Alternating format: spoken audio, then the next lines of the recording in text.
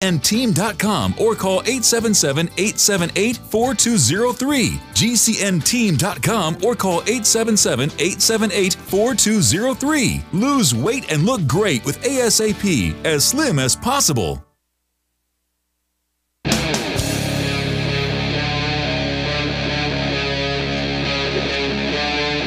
Free Talk Live.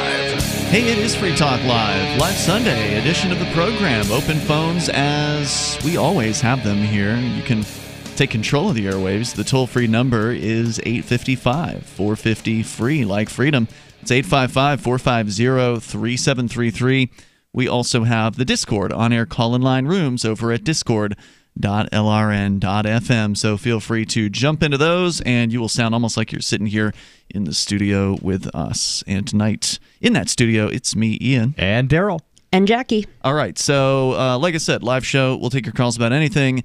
Trump is once again tweeting about, I didn't want to rehash something that we talked about last night, but they're trying to turn up the fear factor on this caravan. The caravan of people who are trying to get out of a hellhole in Honduras and make it somewhere else. Now, some people are saying they're trying to come to the United States, and I suspect that's true for some of them. I don't know if it's true for all 4,000 or however many estimated there are that are coming up. As of yesterday, and I didn't check on the status today, they were held up at the Mexican border. The Mexican government was saying, we'll let you through, women and children first, one at a time, you can apply for asylum. So basically, it's going to take forever. If you are a man who is in this group, you are going to be waiting a long time. But Donald Trump has been hammering out at his Twitter, saying earlier, let's see here, full efforts are being made to stop the onslaught of illegal aliens from crossing our southern border. People have to apply for asylum in Mexico first, and if they fail to do that, the U.S. will turn them away. The courts are asking the U.S. to do things that are not doable, he says. And then he goes to blame the Democrats for it in another tweet where he says, the caravans are a disgrace to the Democrat Party. Change the immigration laws now, he says. Right, so he's blaming the party that doesn't have a majority in Congress because his party that does have a majority in Congress hasn't done anything. The paranoid viewpoint was aired last night on the show where somebody said that the theory is that there are certain groups who are funding this particular migration. You mean George Soros? Is the claim that George Soros is paying for this? Because I've heard the claim that George Soros pays for everything that the Republicans don't like. Somebody threw that one out last night. Yeah.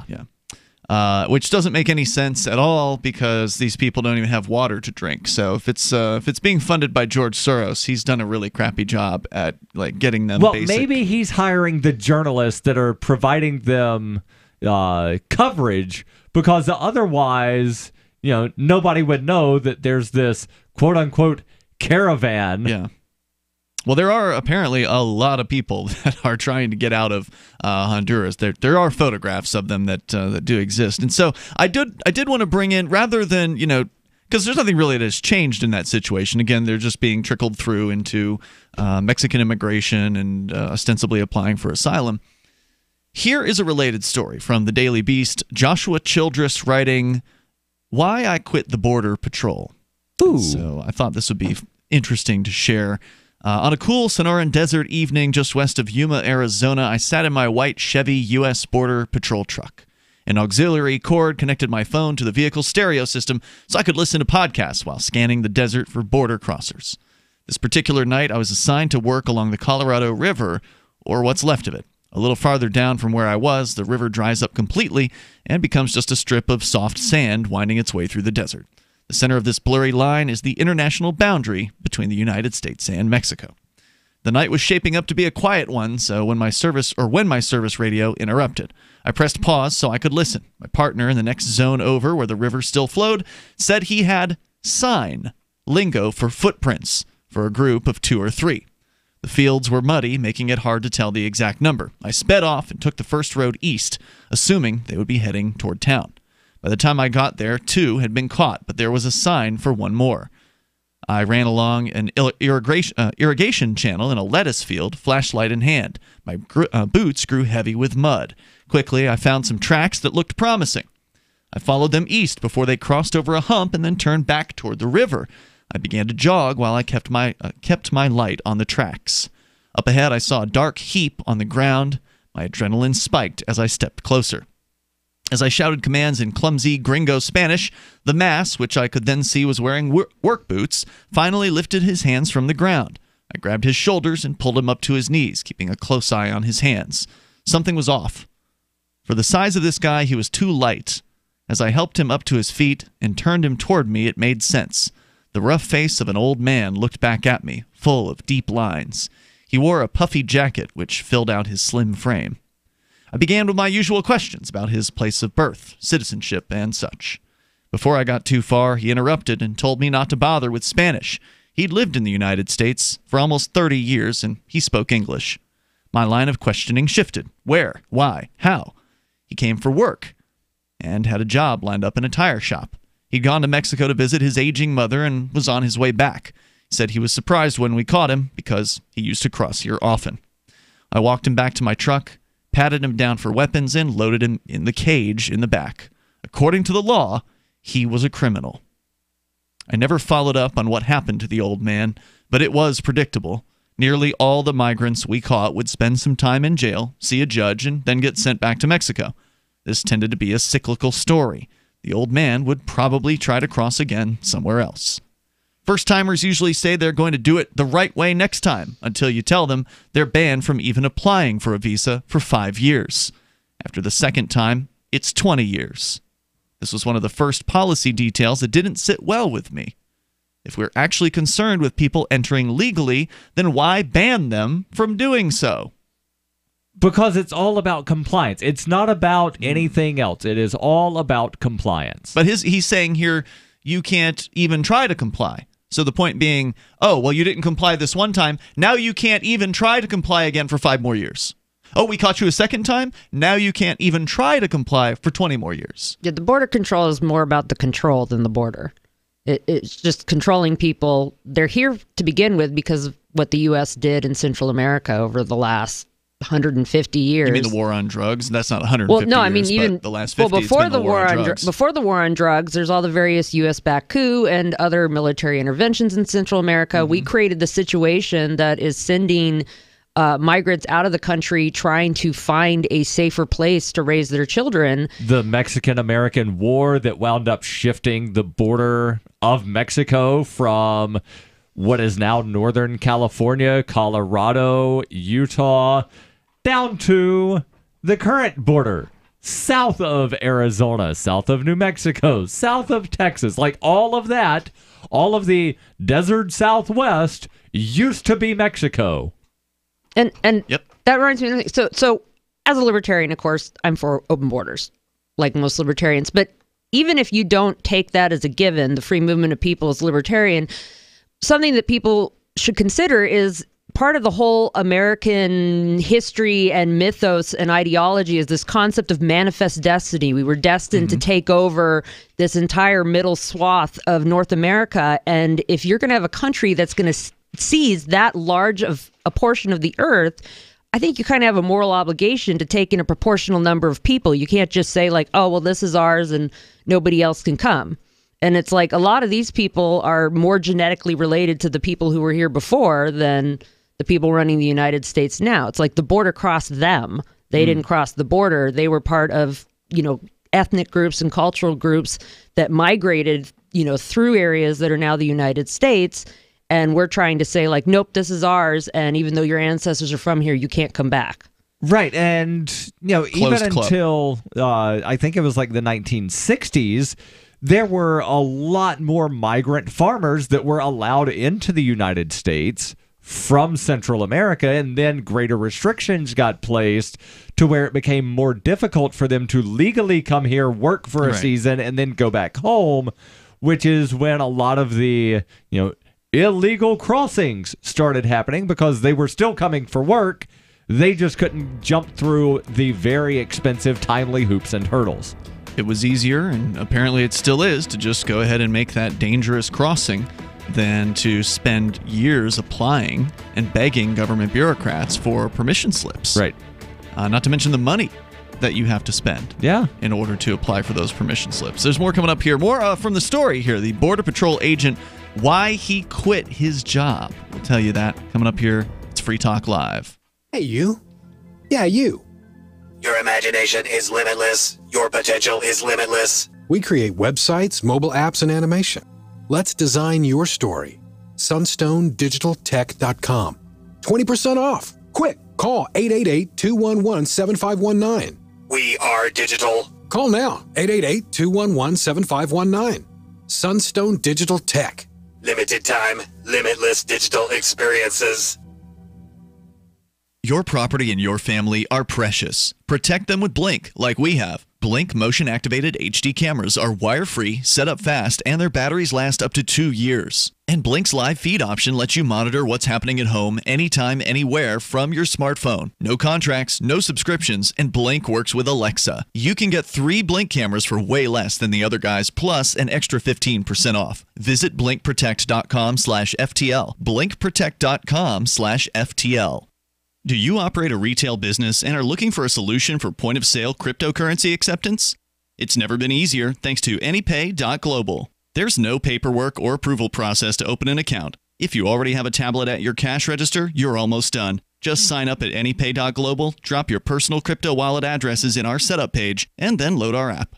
That's it. You're accepting cryptocurrency like Bitcoin and Dash at your store. Get started now at AnyPay.Global. That's AnyPay.Global. Bitcoin.com wants you to know about SaveItPurse.com. Since launching in 2014, over 200,000 users have saved an average of 15% for a combined $4 million using Bitcoin, or BTC. And now you can use Bitcoin Cash, BCH, to fund your account. You can save between 5 to 33% on things you're going to buy anyway when you shop using SaveItPurse.com. Add items to your cart, fund your account, select your discount, and save. SaveItPurse.com. Save ATPurse.com. Free Talk Live. The DEA doesn't dabble with users. They go after the big dogs. Yeah, and I'm certain they have dabbled with users, and they would if they thought they could get DEA? something. They would if they thought they could get somewhere with it. Maybe a user who's snorting 3 pounds a week, something where they could actually connect to a player. Yeah. But most users are just buying from other users. I mean, in the cocaine world, when you are a user, you've got to support your habit somehow. Right. And if you're not willing to go and knock over convenience stores and break into people's cars and hurt people to get the cash for your habit, then the only other choice for you, if you're not wealthy, is to sell cocaine to others. Right. And so most people will go and pick up whatever amount of coke they do, and then they'll sell to certain specific people who are their friends. Like he was saying, he was selling to his neighbor across the street. The DEA is not going to mess with that. Free Talk Live, 7 nights a week from 7 to 10 Eastern, live on the Liberty Radio Network at LRN.FM. Did you know we've taken our LRN.FM telephone listen line to a new level with the LRN.FM audio on demand line? Now you can call 712-770-8447 anytime and listen to LRN.FM's live feed. And you can listen to a bunch of our original shows on demand. Long distance fees may apply. Just dial 712-770-8447 and choose from the menu. 712-770-8447. Are you sick of government lackeys who say you didn't build that? Are you tired of elitists who think you need a government permission slip for everything? Everything you do is an A to B conversation, and the government should see their way out of it. Create true free markets by adopting the BIPCOT No Government License. The BIPCOT NoGov license allows use or modification of any product, service, or software except by governments or government agents. Go to BIPCOT.org. That's Bravo, India, Papa, Charlie, Oscar, Tango.org. You're listening to the best liberty-oriented audio streamed around the clock, on the air and online. This is the Liberty Radio Network at LRN.FM.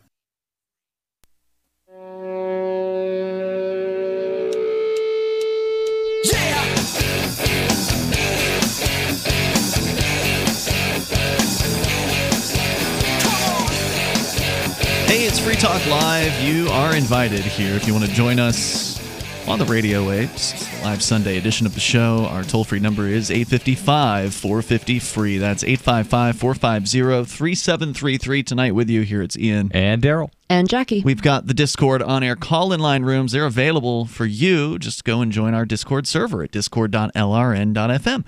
And you'll see there are 4 call-in line rooms right there at the top of our list of different chat rooms where you can actually interact with other Free Talk Live listeners in the other chat rooms. But if you want to get on the air with us, then that's the way to do it, is discord.lrn.fm. Just join one of those top 4 rooms and we'll get you on as soon as possible. Bitcoin.com brings this show to you. It is a great place to go to learn about Bitcoin. Get the basics, because you're still in early. If you're getting in now, you're still getting in early, in my opinion, because it's only been not even quite 10 years. Coming up in January will be the official 10-year anniversary of the launch of the Bitcoin protocol. Yeah, again, depending on how you count, because the post on GitHub was made at the end of October. Okay. But then the first block of Bitcoin wasn't mined until January. So there's kind of 2 different ways to we might count be at 10 years. The birth of. We might be at 10 years, what, Halloween? When did it come out? Halloween. Was it Halloween? Okay. That's a better one anyway. Halloween's a good anniversary. Bitcoin chocolates to give out to all the little boys and girls. No, yeah, that's what we're going to do here, actually. In fact, we're not the only ones doing that. The Walmart is selling the $1 Bitcoin chocolates, where you pay $1 and you get 7 CBTC tokens. Chocolate Bitcoin. Yeah. So it's going to be a little bit of an expensive Halloween, but I think it'll be fun. So Bitcoin.com, go there, learn about Bitcoin, get started. Again, it's not too late. You can get started now over at Bitcoin.com. Donald J. Trump on his @RealDonaldTrump on Twitter says, if the Democrats would stop being obstructionists and come together, we could write up and agree to new immigration laws in less than 1 hour. Look at the needless pain and suffering that they are causing. Look at the horrors taking place on the border. Chuck and Nancy, call me. All right, so the horrors on the border, it's like all the Democrats' fault. The separating of families, yeah, that's Donald Trump. Well, no, he's saying it's the Democrats' fault. Yeah, he says a lot of things. Come talk to him, then they could just iron all this out. He's the one that, or actually, I think it was the little munchkin from Alabama, Jeff Sessions, that said, we're going to take a, tough on crime, something zero tolerance, and throw the kids in jail with the parents pending something. Oh, but wait. What he's blaming on the Democrats was the provision that children can't be detained for more than 72 hours. Oh, well, there's no limit on the parents, so I guess we just got to separate the kids if we're going to follow the law. But then the courts force them to put them back together? Yeah. Yeah. Okay. Well, how are they even going to reconnect it? Because some of the parents have been deported and the kids are still in foster care, right, and they didn't take... still like 1,500 kids that... they don't know who they belong to. Yeah, they didn't even take down enough information when separating these families. Like, the record keeping is terrible. Yeah, and to just blame it on the Democrats, I mean, it's been throughout multiple administrations. Right. The government has been destroying people's lives. Yep. That's what governments do. And if Donald Trump wanted to stop the horrors on the border, he could just order the Border Patrol down to stand down and do nothing. But of course, that's not going to, that's not going to transpire because that's not what he wants. How many times over the last 12 months have there been those internal border checkpoints in northern New Hampshire? A lot, actually. They probably did several, at least, that I've heard of this year. Yeah, I think it was like every 2 to 3 weekends. It seemed like that. All summer. Yeah. I'm seeing somebody post border checkpoint, and I was like, wait, didn't they just do that last week? Oh, no, it's a different another one. In the same place. In the same exact spot. Yeah. So anyway, if you want to comment, you're welcome to. Here, our toll-free number is 855-450-FREE. I'm going to continue with the story from the Border Patrol agent. Joshua Childress is his name. He's writing for thedailybeast.com. Tells a story about encountering an elderly man who was crossing, or an older man perhaps, who was crossing the border at night. And ultimately, he knows he's just going to get sent back and try again because legally he can't legally apply. Given that he was caught trying to cross the border, they now ban him for 5 years from even trying to do it legally. He says the average migrant who crosses the southern border is anything but average. All of them risk their lives and their freedom to make the crossing. Most are from desperately poor parts of Central and South America. Toward the end of my career, people from Mexico were in the minority of those we encountered. The older men usually have rough hands, simple dress, and little education.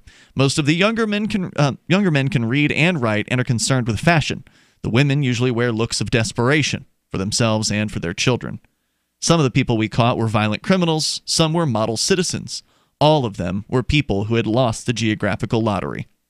For almost 7 years, under Presidents Obama and Trump, I enforced policies that separated children from their parents, husbands from their wives, and millions of ordinary people from their dreams of living better lives. The policies remained generally consistent between the two administrations I worked under, but Trump's flagrants made people pay attention. The public outcry was so great and the government's reaction so strong that family separations became far more difficult to accomplish than they were under Obama. It took me several, which is kind of an interesting, counter, right? There was all this noise made about immigration, and so it brought attention to these issues, which slightly improved the circumstances, although that's not saying a whole lot. He says, it took me several years to understand the impact of what I was doing as a Border Patrol agent. There were contradictions I could not reconcile. I ultimately realized that I was putting people in cages for nonviolent offenses, something I opposed in every other area of the law. I was impeding the movement of people when I wanted to be able to move freely around the world. I was enforcing the rules of a game I had won simply by being born on the right side of a line. In August of this year, I approached my supervisor and explained that my views had changed and that I needed to quit. Respectful but taken aback, he remarked, "People don't usually quit this job." And so he wasn't sure of the proper procedures. Calls were placed, because I imagine the benefits are pretty sweet, right? You're working for the federal government. You get all that government health care, all those bennies, the pension that's floating out there in the distance for you. He says in August, he then turned in, calls were placed, and the next day I turned in my badge and gun. Currently, he says, approximately 1.26 million people from Mexico are awaiting visa approval. The numbers for Central and South Americans are in the hundreds of thousands. Many of them applied in the 1990s for their visa to just visit. Just a visa? Yeah. In the 90s. And he's writing this again when? This last week, I think. Let me get the date here. Yep, the 13th of this month. So a week ago. So like 20 plus years. That's what he's saying. Waiting on a visa. Yeah, I believe it. Yep. I just think, it's something that not a lot of people hear about, how time. He's going to explain a little more. That time consuming. I knew a lot of times you had to wait. Yeah, he's going to explain a little bit more about that coming up here. And again, why he quit his job. He realized he was the thing that he disagreed with. He disagreed with people being arrested for nonviolent crimes, but yet he was the one out there making that happen. There's more coming up here in moments. You got to be the change you wish to see. Good for this guy. It's Free Talk Live. Looking for that edge during those intimate moments? We see many ads for enhancement, but the side effects include death. At GCN Team, we should change the Healthy Body, Brain, and Heart Pack to the Healthy Libido Pack. The brain and heart are not the only organs that require a healthy vascular system. For proper blood flow at the right moment, go to GCNteam.com or call 877-878-4203. That's 877-878-4203. That's 877-878-4203. Most of you know that heart disease is the #1 silent killer in the U.S. What if I told you for just $54.95 a month you could fight against heart disease naturally? At Heart and Body Extract, we've been helping thousands of people get back to a healthier heart. Don't just take my word for it. Check out all of the success stories at hbextract.com, or to order, call 866-295-5305. That's 866-295-5305. hbextract.com. Don't risk it when you can take charge of it. Is spreading the message of liberty, cryptocurrency, and peace around the globe worth $2 per month to you? As you may already know, in addition to our internet feed, LRN.FM broadcasts on free-to-air satellite across North and Central America, as well as Sub-Saharan Africa. And we've been available on satellite for free 24/7 since 2010.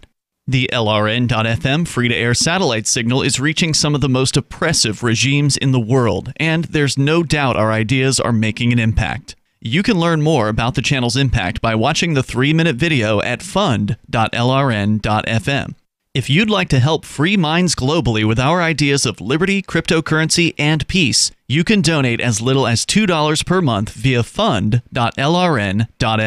You can help us continue and expand our satellite broadcast to multiple continents. Visit fund.lrn.fm today, and thank you for your help. Don't forget to share the link on social media. That's fund.lrn.fm.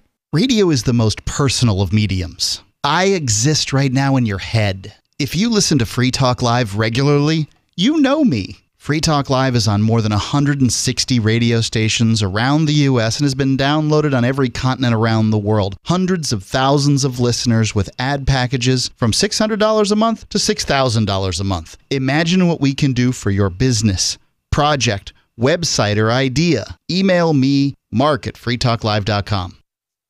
If you want to know the latest about Free Talk Live before we go on the air, all you need to decide is how you want it delivered. It's your choice. Visit news.freetalklive.com. You can get emailed announcements and participate in contests via our email updates list. Plus, we have a Twitter account that you can follow and a Facebook page where you can become a fan. So visit news.freetalklive.com to get news about Free Talk Live as soon as it's announced and the way you want it delivered at news.freetalklive.com. That's news.freetalklive.com. Hi, I'm Derek J. To me, an activist's calling is to actively work to advance a cause. The cause for which I work is personal freedom. I believe my life is best when I engage in voluntary interactions and self-government. I reject the idea that anyone else has a higher claim to my life or my body than I do. I see people who call themselves the government as a threat to my personal freedom. I realize you may feel differently, but my relationship with the people who call themselves the government is completely involuntary. If Starbucks used some of its money to drop bombs, I wouldn't shop there. So why would I support the American empire? The empire does not require my consent. Derek J's Victimless Crime Spree. Watch it for free and order the Director's Cut DVD at victimlesscrimespree.com. That's victimlesscrimespree.com. Do you love Twitter? Make sure you favorite the LRN.FM Twitter account so you can receive our tweets at twitter.lrn.fm. That's twitter.lrn.fm.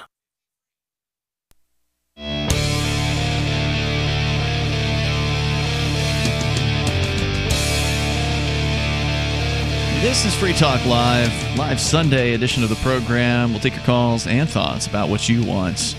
We're sharing with you a story from a former Border Patrol agent as to why he quit his job. It's a rare thing that happens, apparently, because his supervisor didn't even know what paperwork needed to be filled out when somebody wants to quit. So we'll tell Nobody's ever quit a government job before. Right. So we'll share more of his story. There's a little bit more to that. And then, of course, we'll take your calls and thoughts about whatever you want. I do want to make sure that you know about Anarchapulco. Ron Paul is going to be back. So if you missed it this year, here's your chance. If you've never seen Ron Paul, or even if you've seen him before, you know he's great. I mean, he's great on stage. Ron Paul, Judge Napolitano making his first appearance at Anarchapulco. Doug Casey, Larkin Rose, and others.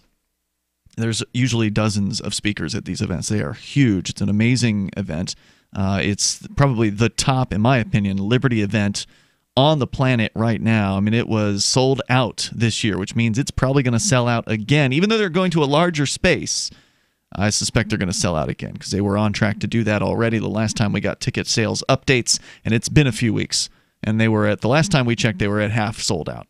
So go to anarchapulco.com, use code FTL. You'll save 15% on your tickets, and you'll love the lineup of speakers discussing entrepreneurship, investments, politics, philosophy, health, sustainability, lifestyles, and personal relationships for 4 days among the sun and beaches of a world-class resort. It's a beautiful location, great people. You're going to love it. Anarchapulco.com, code FTL to save 15%. And Free Talk Live will be broadcasting from the event as we've done for the past couple of years. Anarchapulco.com, code FTL, like Free Talk Live. We're going to the phones, to the fun. Laurel, she is one of the newer co-hosts here on Free Talk Live, normally here in studio on Sunday nights. Yes. But out traveling. You're an immigration attorney, Laurel, and I guess you had to meet with a client down in Florida, so that's where you're calling from. Hello there. Yeah. Hi, how are you? Hey, good. You're on the air. Yeah, go ahead. Good. So I had a few corrections to some of the things from that article. I've read the article. They're not waiting 20 years for a visitor's visa. And in that article, he says, that is only for one category, that is the sibling of a U.S. citizen. It's a what? Sibling what? Sibling of a U.S. citizen. It's a visa category. So they would be waiting 20 years. It's the only one where they're waiting 20 years. So if you've got a sibling if you're a citizen and you have a sibling who is not a citizen, then those people can wait 2 decades before they might get an approval? Yes. And the 2 decades is only going to be for like Mexico or the Philippines. And what about the other places? Other countries, it's not that long. Most other countries, it's going to be more like 10 years because there is depending on the visa category, there's a cap. Some of the visa categories don't have a cap, but that one has a cap, and it's by country and by category. And so, just to clarify here, I've heard people talk about chain migration, or what they refer to as chain migration. That's what this would be, correct? It would fit that slang term, yes. Okay. All right. Because they would when a U.S. citizen sponsors their sibling, the sibling also brings with them their spouse and their minor children. So you're effectively sponsoring your nieces and nephews. Now, if people know that it's going to take 10 or 20 years, would that not then encourage them to find a spouse and then have children if the person is currently not wed? Well, most people get married and have kids anyway. I know that's causing them to do that.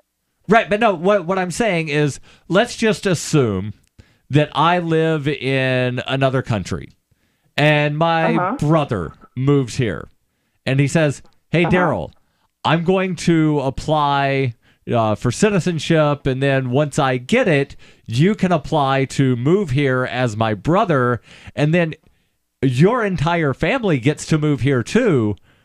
But it's going to take like 10 years. If I didn't have a spouse, I've got 10 years to find a spouse and then just start popping out babies so that my entire family can come over, right? Yeah, but as I said, most people would get married and have kids during that time anyway.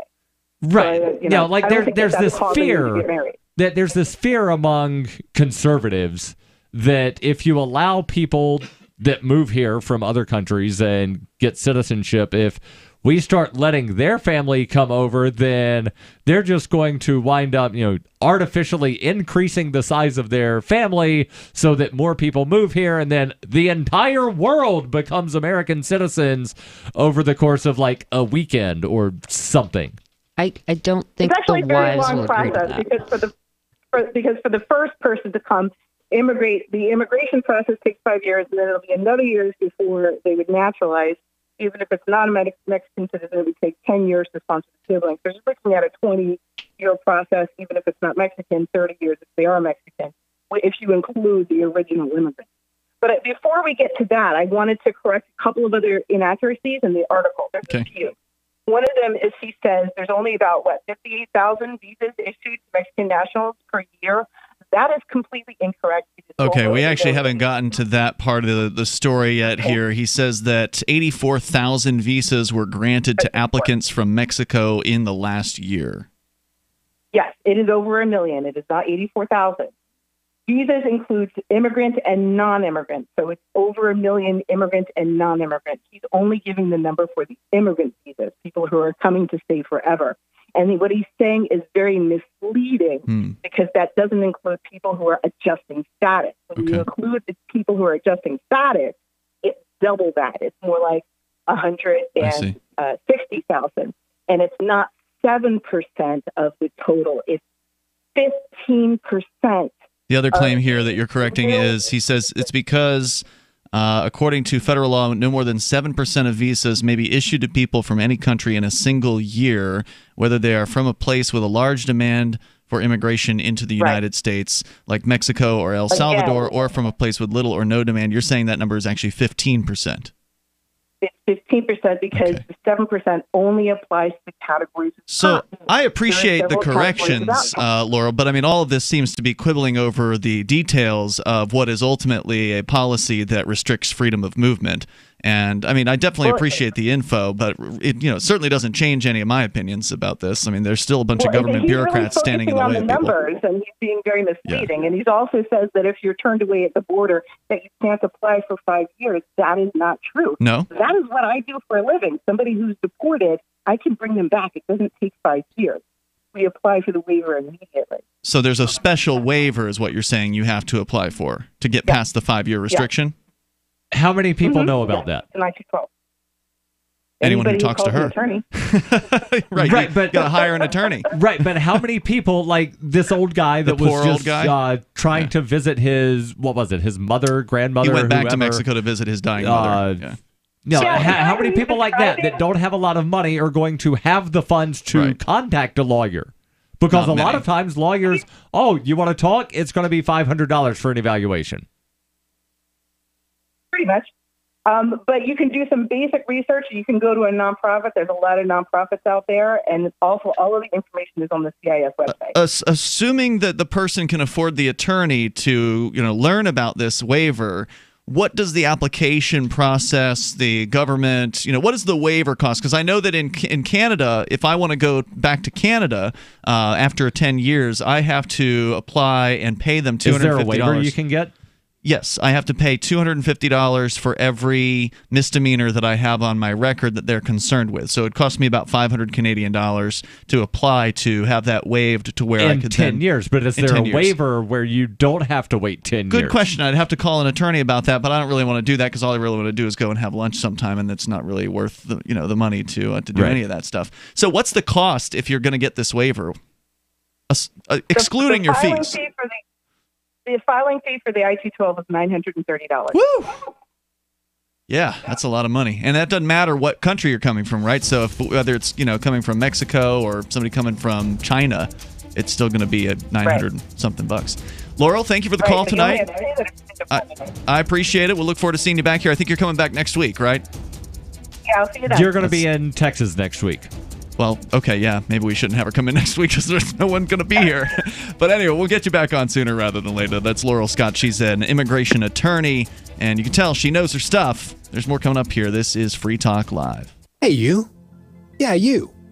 Your imagination is limitless. Your potential is limitless. We create websites, mobile apps, and animation. Let's design your story. SunstoneDigitalTech.com. 20% off. Quick. Call 888-211-7519. We are digital. Call now, 888-211-7519. Sunstone Digital Tech. Limited time, limitless digital experiences. The Bitcoin.com wallet is a simple and powerful full-featured wallet that allows you to send and receive Bitcoin, BTC, and Bitcoin Cash, BCH, with anyone, anywhere in the world. It supports both single and multi-signature wallets and is available in multiple languages. The Bitcoin.com wallet is available on Windows, Linux, Mac, Android, and iOS devices. Use the Bitcoin.com wallet to buy, send, store, and receive both Bitcoin, BTC, and Bitcoin Cash, BCH. Learn more at wallet.bitcoin.com. That's wallet.bitcoin.com. What if Extendivite really works, but you find that hard to believe and you spend precious time looking for someone to say, just try it? I have my health today because of Extendivite, and if I did not take a leap of faith and try it, well, I would be on disability today. Take one bottle of Extendivite as suggested for 60 days to find out for yourself. No need to stop any other meds you may be on. You know by now that they are not working for you. Before the 60 days are up, I know that you will feel Extendivite working for you and will want to take another bottle. Life is too short. Get your Extendivite today. Extendivite is available in capsule or liquid form for just $69.95 for a 2-month supply. To get started, call 1-877-928-8822. That's 1-877-928-8822 or visit heartdrop.com. Extend your life with Extendovite. On Free Talk Live, we're bringing people to the ideas of liberty every day. From wrestling superstars like Glenn Jacobs. You guys really are having an impact, I believe. Like I said, a lot of where I am now is due to listening to Free Talk Live. You changed my mind on some very important issues years ago. To random people tuning in on the radio. I was kind of stuck in the left-right paradigm. I heard your show by chance on a Saturday night. From there, I went on, joined the Free State Project, and become an amplifier. So, I mean, that's really the reason why I amp is because I know that if it wasn't for you guys being on as many stations as you are, I never would have found the ideas of liberty. Your amp will directly change more lives by getting Free Talk Live in front of people looking for talk radio online and on the air. When you amp Free Talk Live, you get perks like access to the AMP-only Facebook group and AMP podcast. Visit amp.freetalklive.com. Some of you asked, and now we've delivered. LRN.FM's live Keene, New Hampshire studio shows are now streamed in HD on Twitch. Visit our channel at twitch.lrn.fm and give it a follow. If you have Amazon Prime, you get one free subscription on Twitch. If you use it on our channel, Twitch will give LRN.FM a monthly piece of your Prime subscription cost. So please watch, follow, share, and subscribe to twitch.lrn.fm. That's twitch.lrn.fm. This Your Family Today tip is brought to you by Stouffer's, helping bring your family together with wholesome dinner options, even on the busiest of nights. Find dinner table ideas to bring your family together at letsfixdinner.com. To get kids involved in dinnertime conversation, ask specific questions, not broad ones. Instead of what happened today at school, try what was the best thing that happened today. The more specific you are, the more they'll have to say. For more tips like these, visit us at parenthood.com/yourfamilytoday. You can put the Liberty Radio Network on the air in your area. Visit broadcast.lrn.fm to learn how. Broadcast.lrn.fm.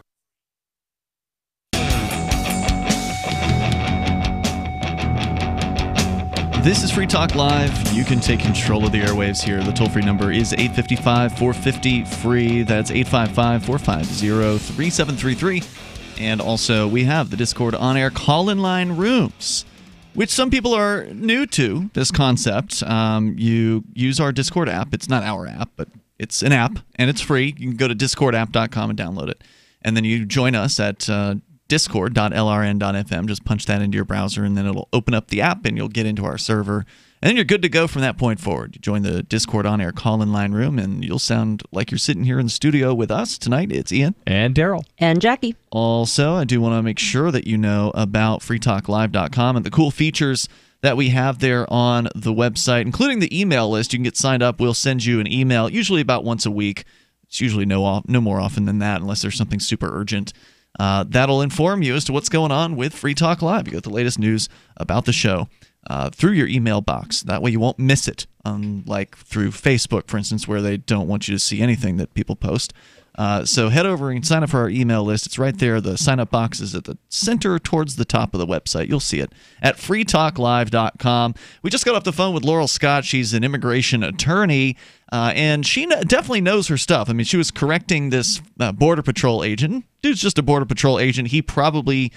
I don't think he's probably telling lies on purpose here, right? Like, these are the numbers he's heard. They've probably been passed through different people, and so they get kind of skewed. But regardless, whether it's 7% of visas that are issued to people from a country in a single year or 15%, that's still a whole lot of staggering number of people that aren't getting a visa. Right? We're still talking about a supermajority of those who apply do not get. And that means that a lot of people who could make a better life for themselves by coming here, they're just not allowed. And so many of them will go through the so-called illegal channels and take risks, significant risks. You got old men hiking their way through deserts and rivers and things like that. Young children with parents and mothers doing the same thing. It's a very, very risky thing. We've certainly heard the stories of immigrants dying in trailers, packing them all in the back of a tractor trailer or something like that, and then whoops, they didn't have enough water. Sorry, you just died of dehydration. You were trying to make a new life for yourself somewhere, and you ended up dead. It happens frequently. And then, of course, the coyotes who are hired and paid illegally, of course, to transfer these people from one point to another. These are gangsters. Okay, they are providing a service, and many people want that service, and they're willing to save up money and pay for it. But they're ultimately at high risk. You're putting yourself in the hands of a criminal enterprise, and they don't really care that much about your life. Yeah, so just think, if we had open immigration, those are resources that people could be bringing with them to the United States to help them start their lives here and put towards something productive, and not be paying coyotes and other, criminal organizations to smuggle them in. I mean, these are people who obviously are capable of saving up a few $1,000s. That's enough to get started. Some, as I understand it, will work as a slave, basically, on the other side for the gang, essentially, and try to work off whatever amount they owe. I'm sure they still pay a chunk to get that started, but then they essentially become a servant of that gang. Indentured servitude. Yeah, right. Yeah, so great. So whatever goal they're trying to achieve with their immigration policies that make it difficult and drive people to go to the coyotes, they're just making things worse for everybody. Laurel does point out in our Discord chat here that they should be paying her, not the coyote. I guess it's true. If you are going to, do things the legal road, it makes sense to hire an attorney if you can afford one, because obviously when you're doing legal land stuff, which is all this is, it's just legal land hoops and hurdles put up in front of human beings who would otherwise should just be free to cross whatever imaginary line. So there's one more paragraph from this guy after he cites some of the statistics that Laurel called to sort of preemptively, actually, because we hadn't even gotten to that paragraph yet. She corrected some of those numbers. Here's what he wraps up with. He says, the rules are almost absurdly arbitrary. Well, yeah, they're made up by politicians and bureaucrats, so of course they're absurdly arbitrary. He says, and yet my job was to punish those who failed to abide by them. The consequences of this realization were staggering. I could ignore my own convictions and keep doing the job, or I could walk away from financial security, status, and close-knit associations. The decision took months of agonizing examination. In the end, principle won over profit. As I left, I felt a weight was lifted. It was, however, soon replaced by the new, more bearable weight of uncertainty, the same kind most Americans face. And I think what he's commenting on there is that when you've got a government job, you're good to go.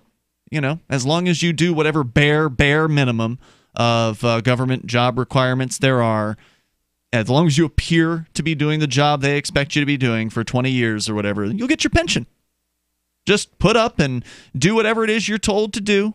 Yep. Put however many people, in his case, behind bars, separating families, destroying lives. Just keep doing it for another 20, however many years you have left, and then you'll be taken care of for the rest of your life. And that means your family will be taken care of. It must have been, it can't be an easy decision to walk away from what he's pointing out is that certainty of knowing that, hey, the government's always going to be there to tax people and pay your paycheck. Whereas in the working world, where the marketplace, the rest of us operate, you don't know if your job's going to exist tomorrow. And certainly government jobs can be cut, but it's very, very rare that government agencies. There's a process. Generally, when a government job is cut, they just don't hire someone after somebody quits. They hardly ever actually wind up reducing the numbers. Right. They just have a hiring freeze and don't fill vacancies. So that's his story. That's why he quit the Border Patrol. He actually has a conscience. And that conscience got to him after he realized that he was hurting peaceful people, that he was not contributing to a better world by doing that. And I don't see how anyone could really think they are unless they've totally fooled themselves into believing that these people are enemies, like Donald Trump's been suggesting on his Twitter recently about the migrants. I've also seen and heard some discussion about whether or not libertarians should take government jobs just to prevent some evil statist from getting said government job. Mm-hmm. Yes. You're saying they should? Yes. I definitely think think he should have kept his job so that somebody that wants to just go shoot Mexicans. I would prefer he keep his job and then just do it really poorly. Like, oh man, I can't believe I was looking the other way when those people crossed right next to me. I looked for him, boss, but I just couldn't find him. Didn't see him. No, I would much, much, much rather have libertarian butts in seats at jobs. Either if it's something that's even, remotely useful or legitimate, they're a better steward of tax dollars. If it's something that's just terrible, just sit in there and do a bad job. It takes a while to get fired in the government. That's true. It is very, very hard to get fired. I think that I'm on your side on this, Jackie, but at the same time, I wouldn't tell somebody who feels a pang of conscience to say, stick with it, man. You're doing good work in there. You can do less to, catch these people. So I don't blame somebody. I don't think it's wrong for him to have quit his job. I think that ultimately having that conscience and acting on it should be celebrated. But I also don't think it's wrong for somebody who's a libertarian to say, you know what?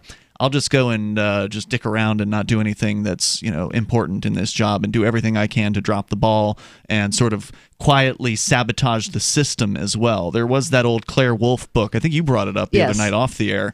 What was it? 101 Things to Do to the Revolution? 101 Things to Do the Revolution. It opens with something like America's at that awkward stage. It's too late to work within the system, but it's too early to shoot the bastards. And then she wrote a follow-up, which was like 179 more things or something. I think the title was Don't Shoot the Bastards Yet. We were reminiscing about the Lumpanics book catalog the other night. Yeah, and so in that book she talks about sabotage being I think the term was ghost or something like that. She had like 3 different categories of what you could do to damage the government's legitimacy. And the fact that she had like dozens and 200 something things listed over the 2 books, like different people have different aptitudes. So there's different ways to resist. There's different ways to try and change government, make it better, make it smaller, sabotage it, not cooperate with it. And people need to pick what suits them best. So if somebody just wants to have like a cushy sinecure where, they're hired to enforce something they don't believe in and just be terrible at it until they get fired,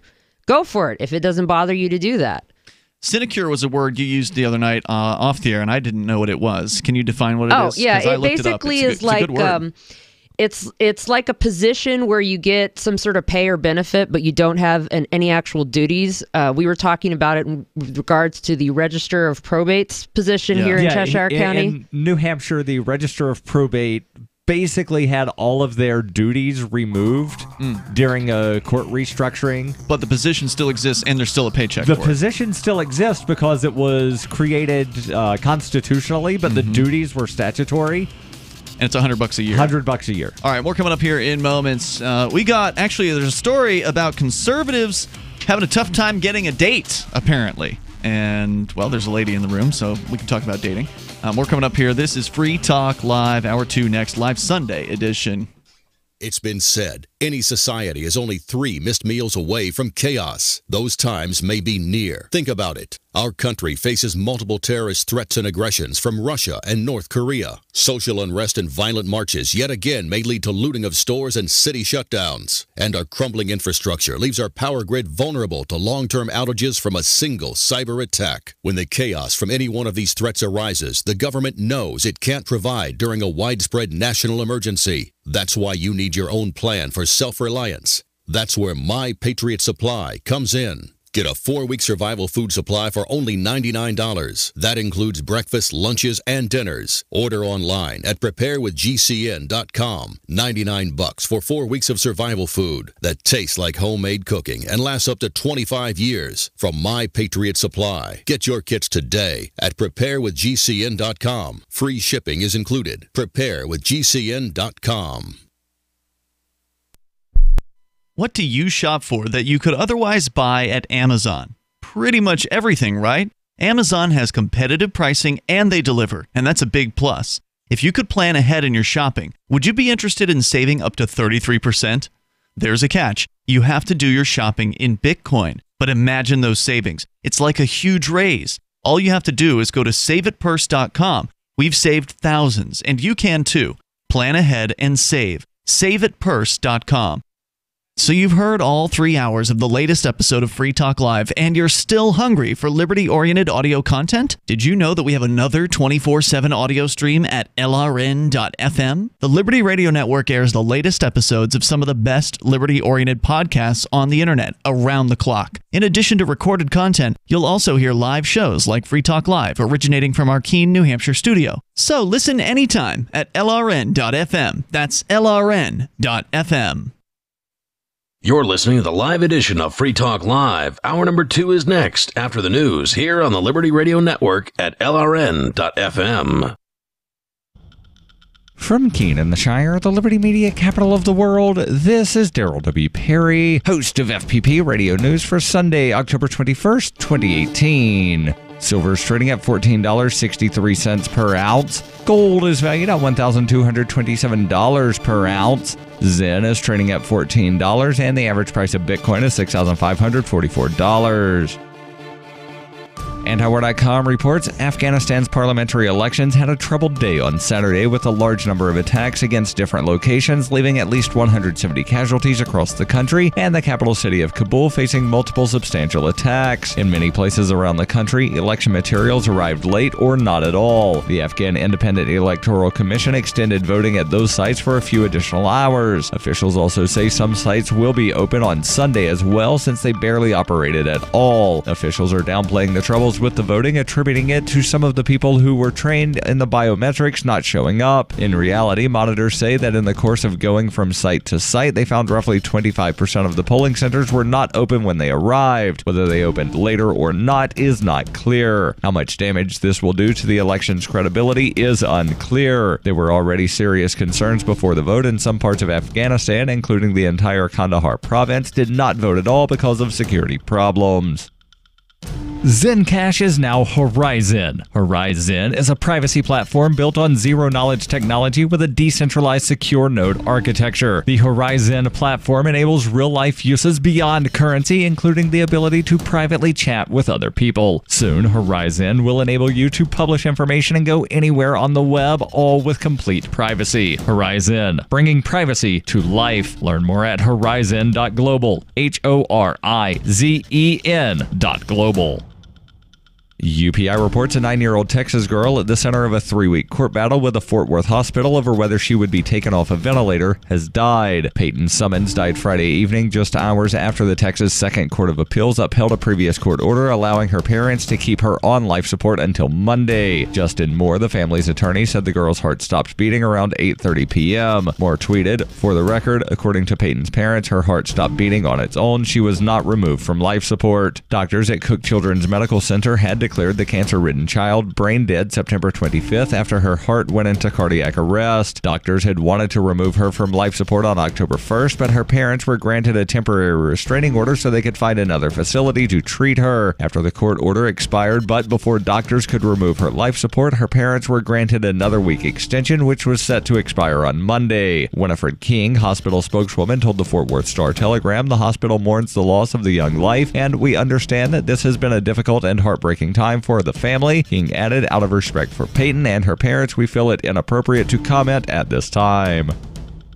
You can support FPP Radio by joining the Fans program. Fans are friends, allies, and numerous supporters. Fans help FPP afford to produce more original content. You can join the Fans program for as little as $1 per month through Patreon and get perks like ad-free versions of FPP Radio News and Peace, Love, Liberty Radio. To learn more or to join the Fans program, visit fans.fppradio.com. That's FANS.fppradio.com. Reuters reports the remains of more than 60 infants and fetuses were found stashed in a Detroit funeral home, according to police, calling the discovery deeply disturbing. The incident comes about a week after the badly decomposed bodies of 11 babies were found hidden in the false ceiling at a different funeral home in the Michigan city. Detroit's police chief said no connections between the two cases has yet been established. He added city, state, and federal investigators were looking to form a task force to investigate the improper storage of human remains. Unrefrigerated boxes containing about 36 sets of remains were discovered at the Perry Funeral Home, along with another 27 sets of remains in a freezer. Detroit Police Chief James Craig told reporters, "This is deeply disturbing. I have never seen anything like this in my 4.5 years on the force, ever." Investigators are working to establish ages and identities. An official with Perry Funeral Home, which offers burial and cremation services, declined to comment on the incident. The Michigan Department of Licensing and Regulatory Affairs said in a statement it revoked the funeral home's license and shut down the facility after inspectors found heinous conditions and negligent conduct at the home. Police have also launched an investigation into the now defunct Cantrell Funeral Home, where the remains of the 11 babies were uncovered last week after authorities received an anonymous letter leading them to the remains. Its former operators have not commented to the media. This has been FPP Radio News. Online at fppradio.com.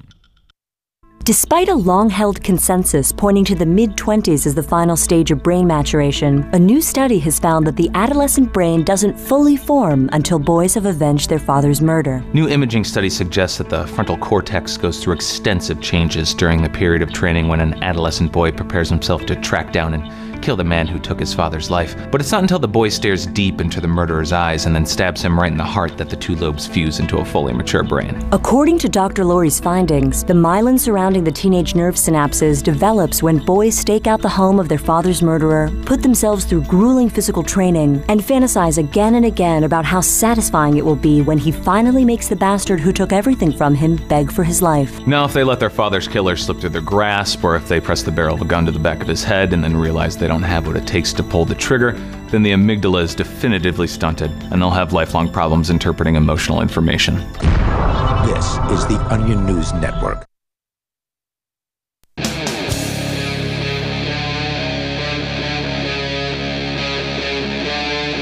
Free Talk Live.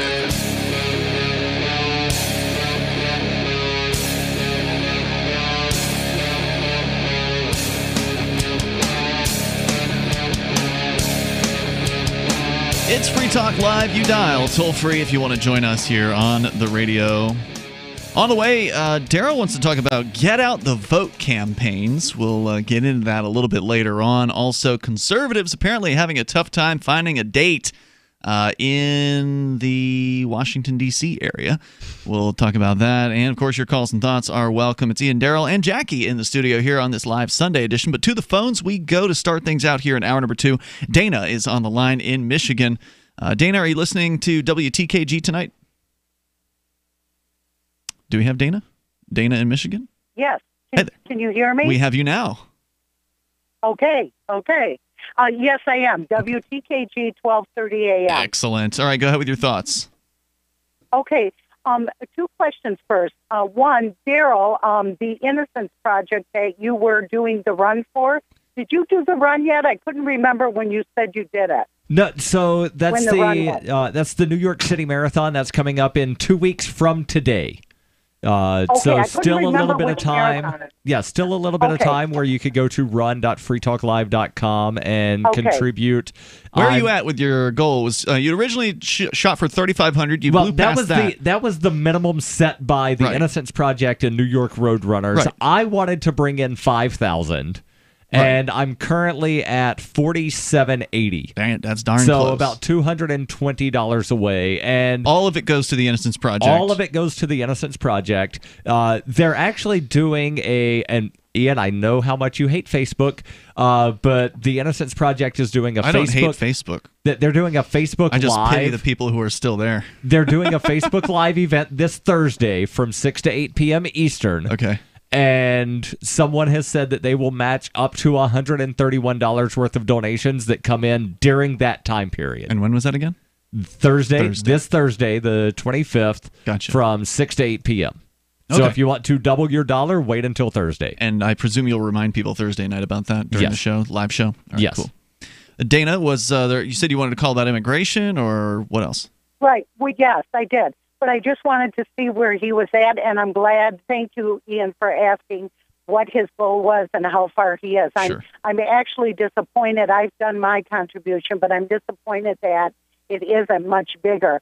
If people can give over $500,000 to that goofball, that FBI fired FBI agent Peter Strzok, I don't know why they couldn't give $500,000 to Darryl and the Innocence Project, because it would be wonderful to have the kind of reach that we would need to get that level of donations, but and I'm also not the only one raising funds for the Innocence Project. There's for a the whole New York team, Right. There's a whole team, and I'm pulling up right now to see where the team is. Well, the reality of it is, I mean, just aside, since you brought it up, Dana, I mean, look, the fact is people in the United States, they don't understand the value of justice reform and what the Innocence Project does, which is just a minor, aspect of the whole idea of what can we do as a society to change this terrible justice system that we have. And can I just keep putting quotes around justice? Because, I mean, it's really a joke for the people who are victims of this particular system and,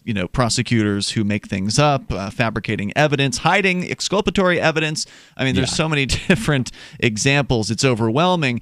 But unless you've had somebody who you love who has been a target of this particular system. And to be fair, it's happening more often now than it ever has in the past, what with all the nonviolent, non-crimes, victimless crimes that people are targeted for.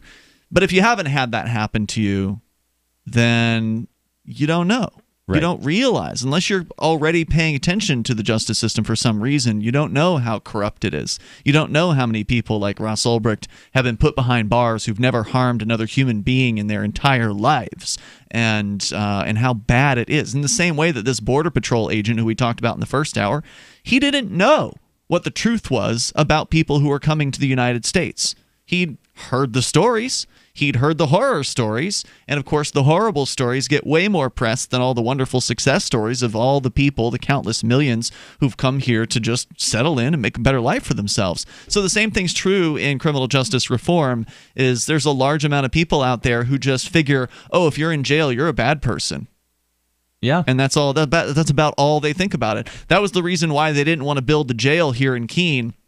For those who aren't aware, we're in Keene, New Hampshire. There was a jail that was sort of a half hour away in a very small town here previously, and they built a new jail to replace that about a decade ago here in Keene, New Hampshire, which is the county seat. And there was protest over it from, I don't know if they were all conservatives, but, people who thought jail bad, people in jail bad, don't want to see jail, remind me of people in jail, think bad things. This was the level of discourse that was going on. We don't want the jail on a hill above one of the main roads going into town because it will remind us the jail exists, and then we might think about who's in that jail, and we don't want to think about those people. God forbid we think about locking people in cages for smoking a plant. Well, and they don't think about that either. All they think is there's criminals in there.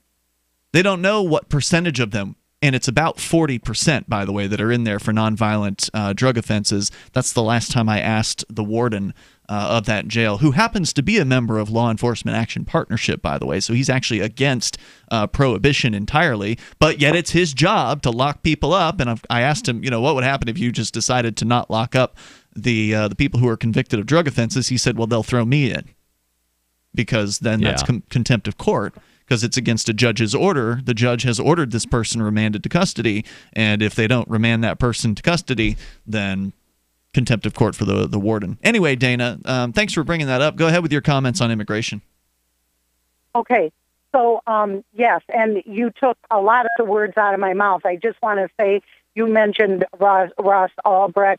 I also want people to read what that dirty DA did. And he got very little time for it. I think it was 30 days or something to those 3 Duke lacrosse boys. The rape kit was hidden, everything. Everything proved their innocence. But he did it for votes because he was running a tough re-election. I don't know how people sleep. Okay, about the immigration thing. I know where you guys stand on it, both on a personal level as well as libertarian. We disagree. So that brings me to my next question. Only because of this. Because Mark, where's Mark then for the last 2 Sundays? Is he gone again? He's on some kind of choo-choo train. He's on a choo-choo train.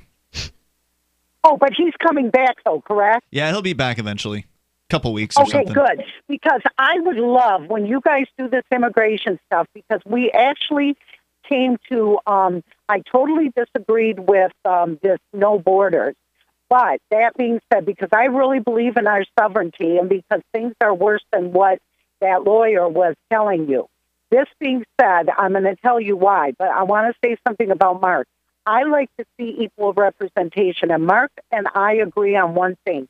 You cannot have open borders with a welfare state, because These people are collecting $36,000 the first 4 years they're here from our government. I'm pretty sure Mark's in favor of open borders. I mean, he's in favor of something he calls a blue card. I said that. Yeah. No, I said that. He's in favor of open borders, but we finally, as me being a fiscal conservative, came to agreement that you cannot have open borders with a welfare state.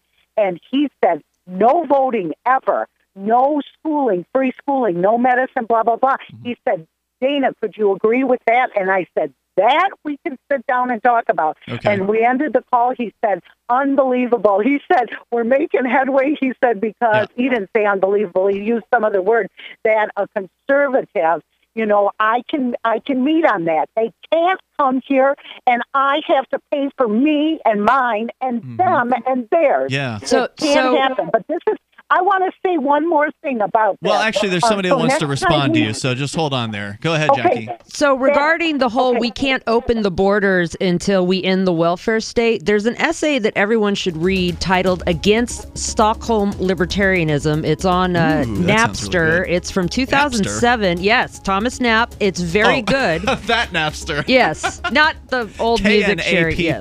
Yes. Stir. And I don't know if you guys have a place you can put links up related to the show, but it basically refutes that we have to end the welfare state first. Can you come back and talk about that here in a moment? More coming up here. And Dana, stick around. We'll bring you back as well for this discussion. It's Free Talk Live. Hey, you.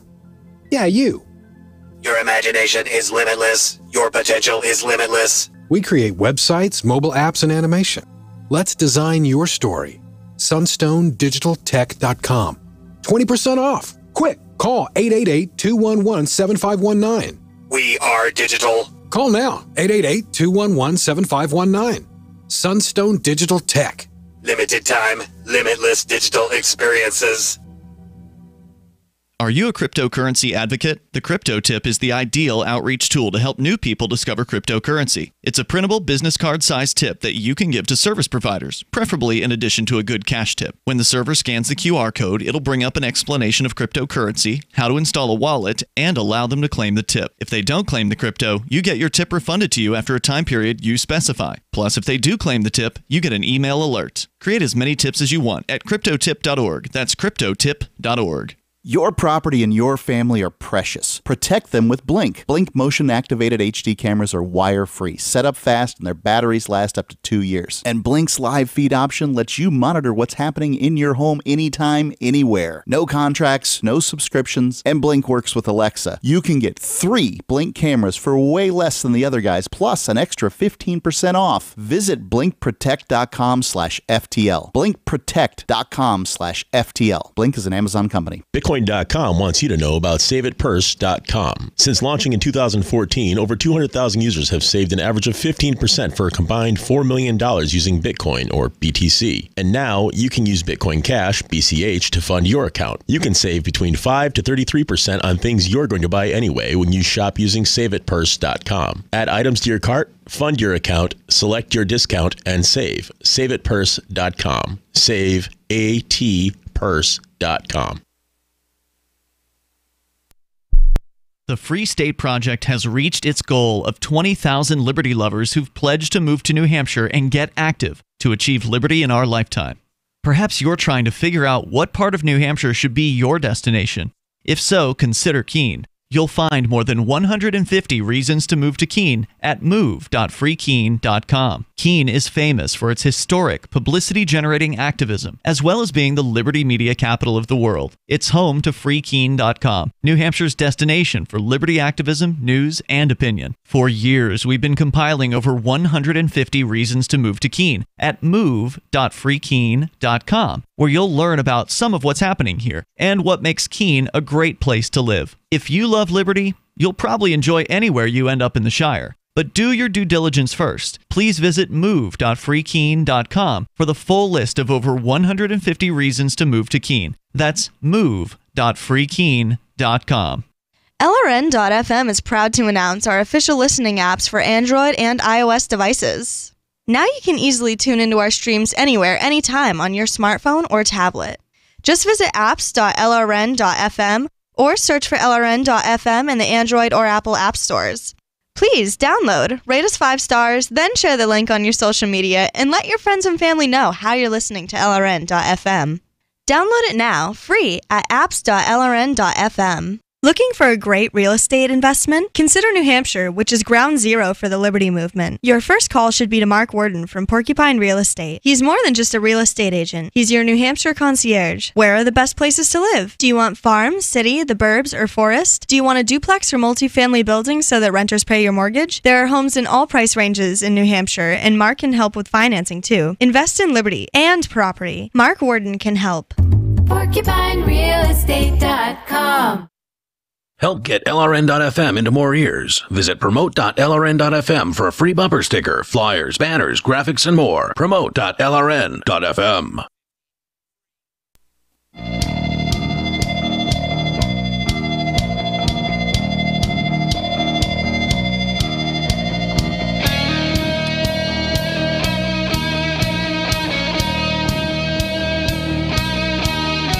It is Free Talk Live, inviting you to join us here. Live Sunday edition of the program. You dial toll-free. Bring up anything you want. Our number is 855-450-FREE. That's 855-450-3733. We've also got the Discord on-air call-in line room, so head on over to discord.lrn.fm. You can jump in there and get on the air with us. Also, Zencash has rebranded recently to Horizon, which you spell Horizen. Horizon.global is their new website, where it'll tell you all about the privacy platform that is Horizon. It's much more than just a private cryptocurrency. And we've been doing giveaways over the last several weeks, actually the last couple months plus, here on Free Talk Live of Zen. We've in fact given away over 14.5 Zen so far. That a current prize that we're going to be doing a giveaway for on Wednesday of this week will be 1.75 Zen. So if you want to win some Zen, here's all you got to do. Get your Zen wallet hooked up. You can get the official one through Horizon.global. You can also use Koinomi, whatever it is you use to get your Zen address.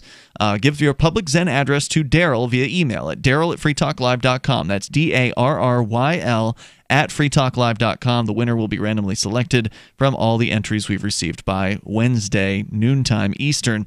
That's this coming Wednesday, October the 24th. And if you don't win this time around, no worries. You're automatically entered in the grand prize giveaway of 2 Zen, which will happen in early November. So once again, to get your entry in, email your Zen address, public Zen address, to Darryl@freetalklive.com and learn more about Horizon over at HORIZEN.global. As we continue here, Dana is on the line with us in Michigan.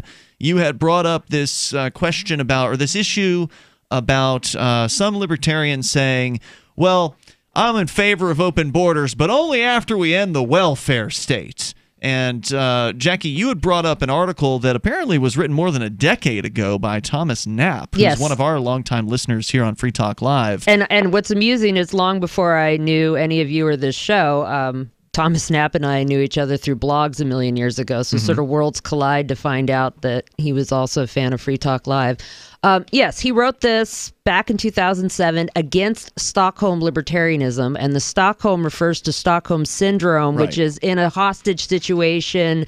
Once you've been held hostage so long, you start kind of developing some sort of affection or loyalty towards your kidnappers or the people holding you hostage. Correct. And he says, basically, whenever libertarians get into this situation, we'll say, well, we can only have this if first you give up that.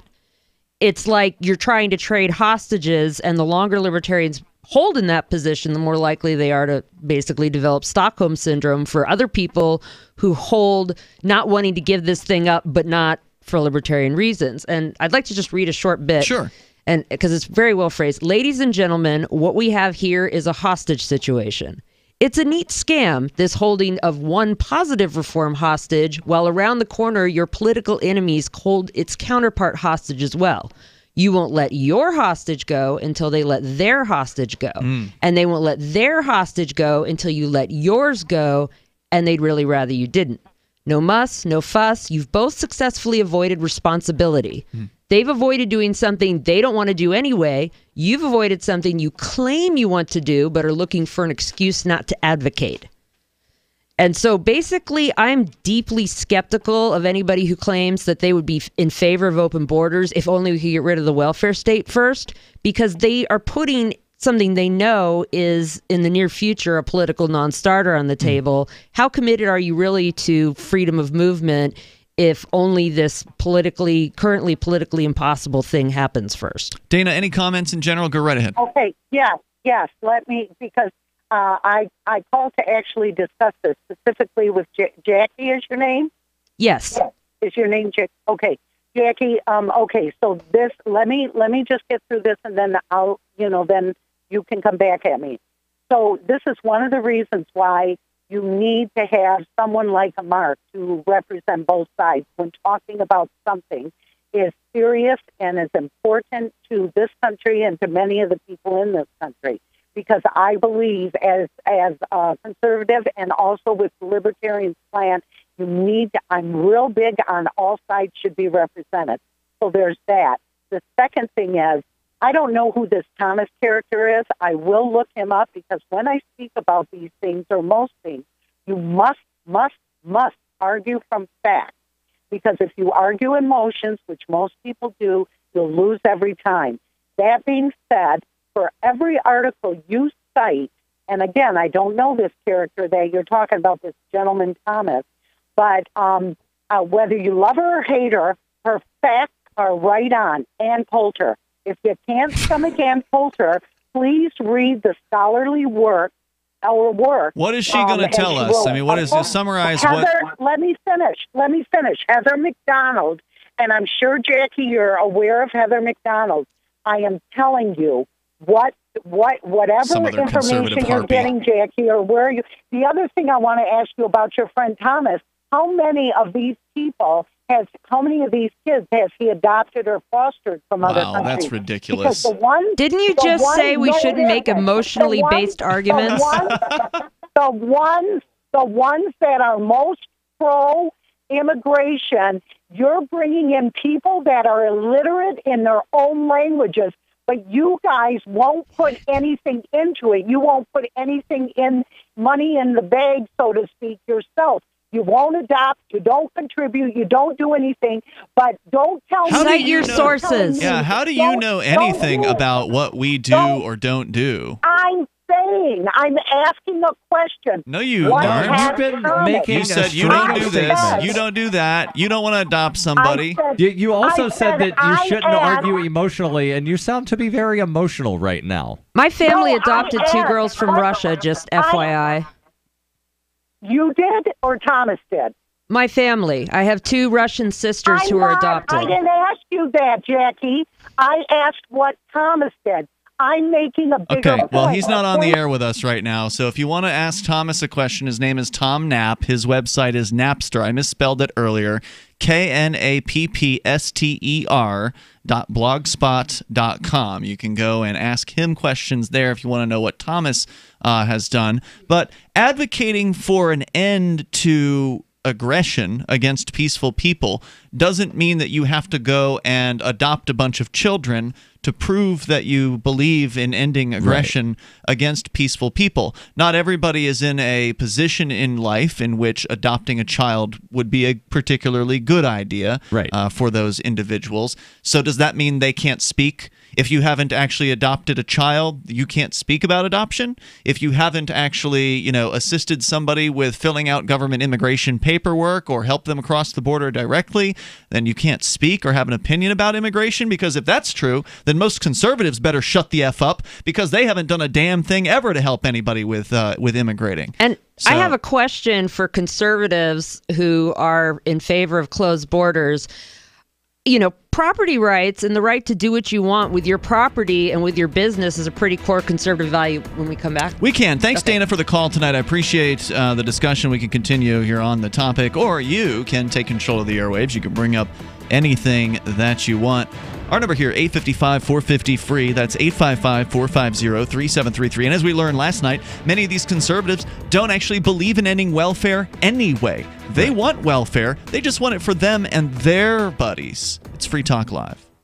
Most of you know that heart disease is the #1 silent killer in the U.S. What if I told you for just $54.95 a month you could fight against heart disease naturally? At Heart and Body Extract, we've been helping thousands of people get back to a healthier heart. Don't just take my word for it. Check out all of the success stories at hbextract.com, or to order, call 866-295-5305. That's 866-295-5305. hbextract.com. Don't risk it when you can take charge of it. Do the letters IRS give you anxiety? I'm Dan Pilla. I've defended people from the IRS for more than 40 years. My book, How to Get Tax Amnesty, created the tax resolution industry and is responsible for helping hundreds of thousands of people. It can help you too. If you're a non-filer or facing IRS enforcement right now, your case is unique. You need real help, not cookie-cutter advice. My clients get my personal attention. Buy my book at danpilla.com and get a free consultation directly with me. That's danpilla.com. Let's start solving your tax problem right now.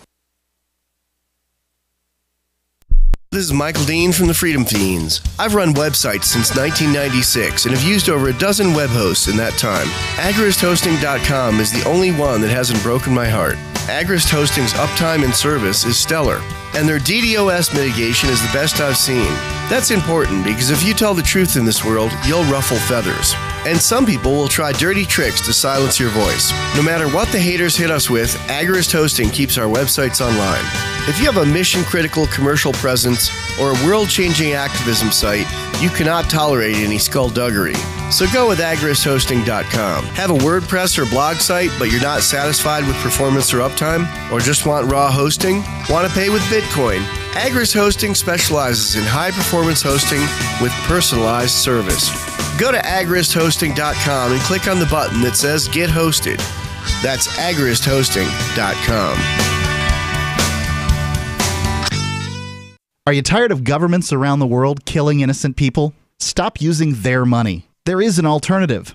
Bitcoin is a stateless, free market, non-political currency. Bitcoin is money that cannot be inflated or controlled by any state. By continuing to use their money, you're perpetuating the killing. Stop doing it. You have an incredible alternative available to you now. Learn it, use it, spread it. Get started with Bitcoin at bitcoin.com. It's bitcoin.com. There are lots of ways to listen to Free Talk Live. Our podcast has been around since podcasts began, and now the FTL feed is loaded with content besides our full show archives. Did you know that we make it easy for you to customize your podcast subscriptions? We have different feeds, one that includes only our full shows, one with just the Daily Digest, and one with just the Edgington Post. You decide what you listen to. It's quick and easy to customize your feeds at feeds.freetalklive.com. That's feeds.freetalklive.com. We have some good news. The indictments against Ross Ulbricht in the District of Maryland were dismissed with prejudice, meaning they can never be refiled. This is especially good because those indictments contain the only charge ever made that Ross engaged in murder for hire. This was a serious allegation that Ross Ulbricht denies. It was never prosecuted or ruled on by a jury, but was trumpeted by the federal government and the media as if it were proven fact. The Maryland court held these indictments for almost 5 years, poisoning Ross's case and leaving him under a cloud of unproven allegations. As explained in Ross's appeal to the Supreme Court, the fact that the judge used these allegations to give Ross a draconian sentence of double life without parole violated his Sixth Amendment right to a jury trial. Judges are required to issue sentences based on convictions decided by a jury, not unproven allegations never even charged at trial. Although this is a positive development, the dropped indictment will not set Ross free. Now, a presidential pardon is Ross's only hope of freedom. Sign the petition at freeross.org. freeross.org. Some of our live shows are streamed in HD on Twitch. Please follow and share at twitch.lrn.fm. That's twitch.lrn.fm.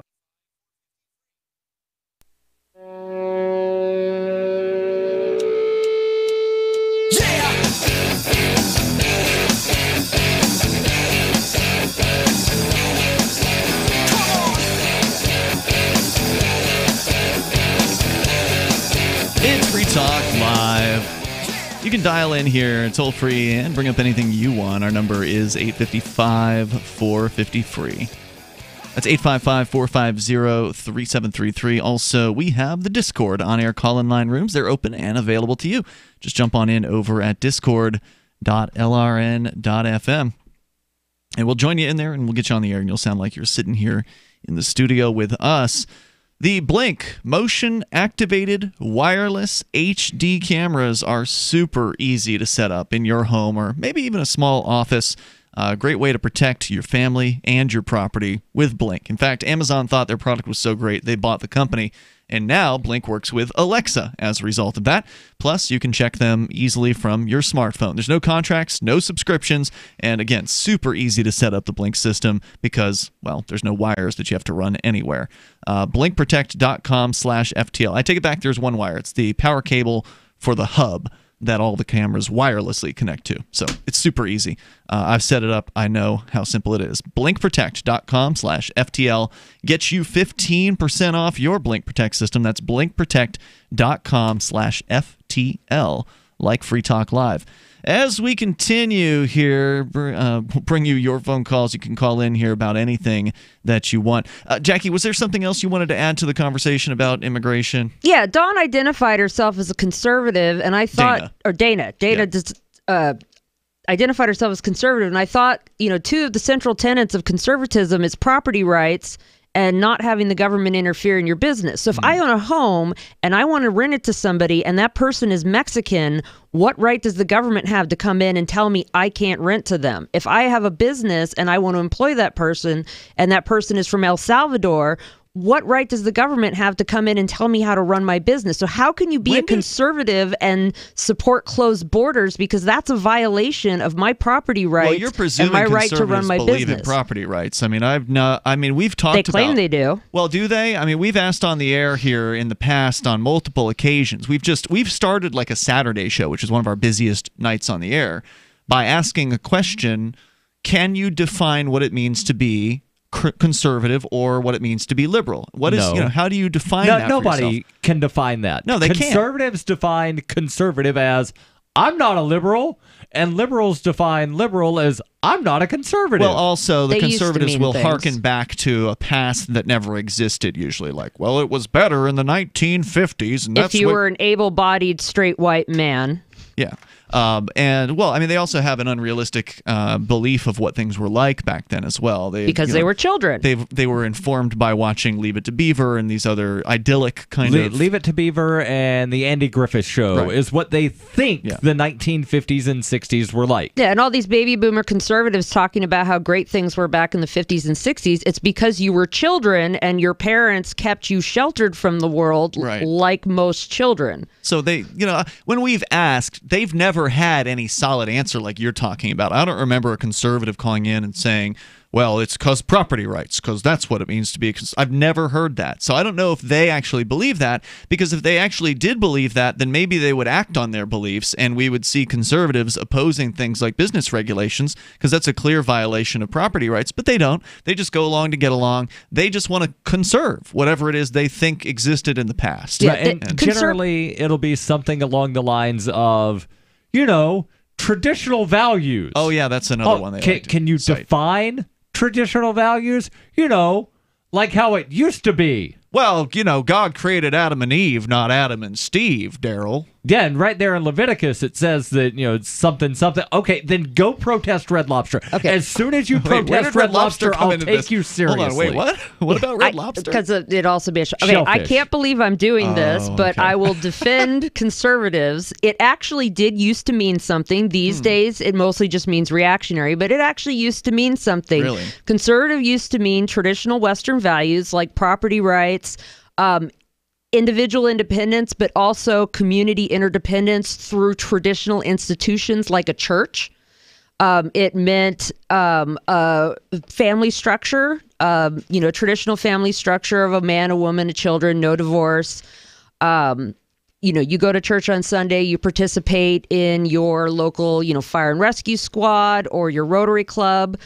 And basically, the idea of people would look out for themselves and for their neighbors and their communities. And so there were some good aspects to conservatism. Unfortunately, the way most people use it these days, they just mean reactionary. They just mean, I don't like what the left wants, or I don't like things changing. But conservatives used to actually have a coherent set of values. One of our chatters here in the Twitch chat, actually, Coinsellers Ruin the Game, says, Also, keep in mind, most conservatives love big government when it suits them. They have no problem with big government getting involved in people's wombs or marriages.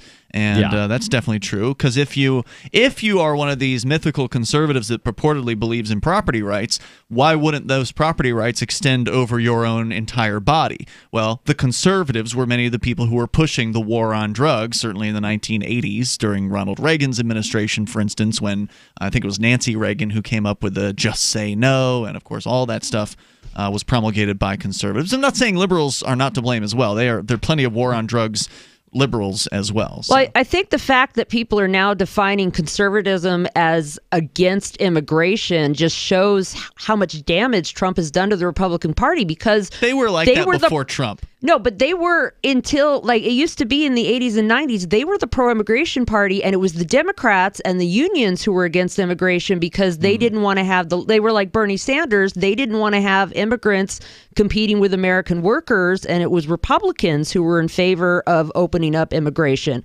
And Trump has just, you know, this populist uprising that's hijacked the Republican Party and the conservative movement and just turned it into this sort of ideologically incoherent, reactionary, xenophobic populist movement. It was all that before Trump came along. Well, yeah, that's why Trump was able to get the nomination. But, you know, the conservative movement of like the 80s and 90s and the Republican Party of the 80s and 90s was very different than what we see today. Let's go to Sarah. She's in New Mexico. You're on Free Talk Live with Ian, Darryl, and Jackie.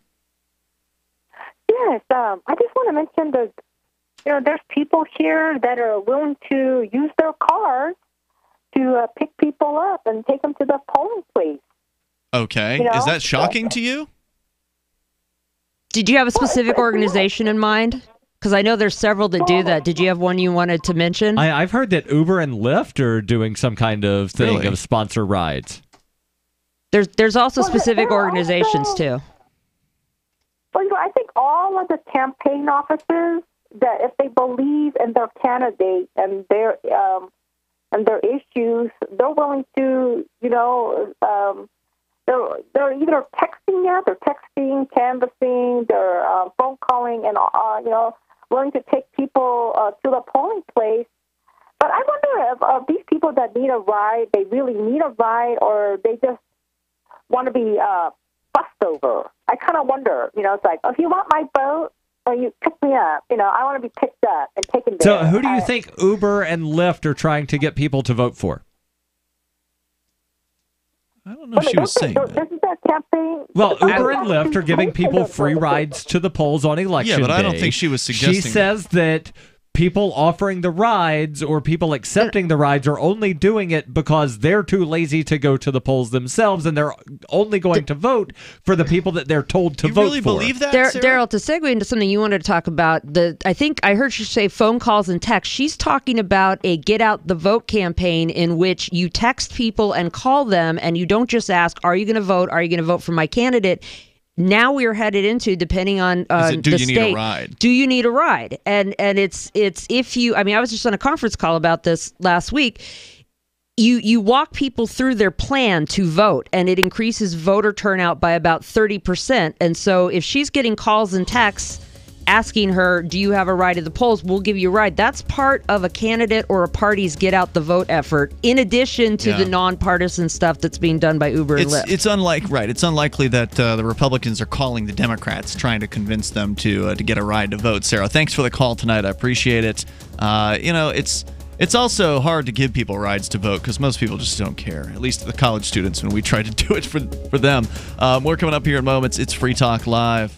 We have some good news. The indictments against Ross Ulbricht in the District of Maryland were dismissed with prejudice, meaning they can never be refiled. This is especially good because those indictments contain the only charge ever made that Ross engaged in murder for hire. This was a serious allegation that Ross Ulbricht denies. It was never prosecuted or ruled on by a jury, but was trumpeted by the federal government and the media as if it were proven fact. The Maryland court held these indictments for almost 5 years, poisoning Ross's case and leaving him under a cloud of unproven allegations. allegations. As explained in Ross's appeal to the Supreme Court, the fact that the judge used these allegations to give Ross a draconian sentence of double life without parole violated his Sixth Amendment right to a jury trial. Judges are required to issue sentences based on convictions decided by a jury, not unproven allegations never even charged at trial. Although this is a positive development, the dropped indictment will not set Ross free. Now, a presidential pardon is Ross's only hope of freedom. Sign the petition at freeross.org. freeross.org.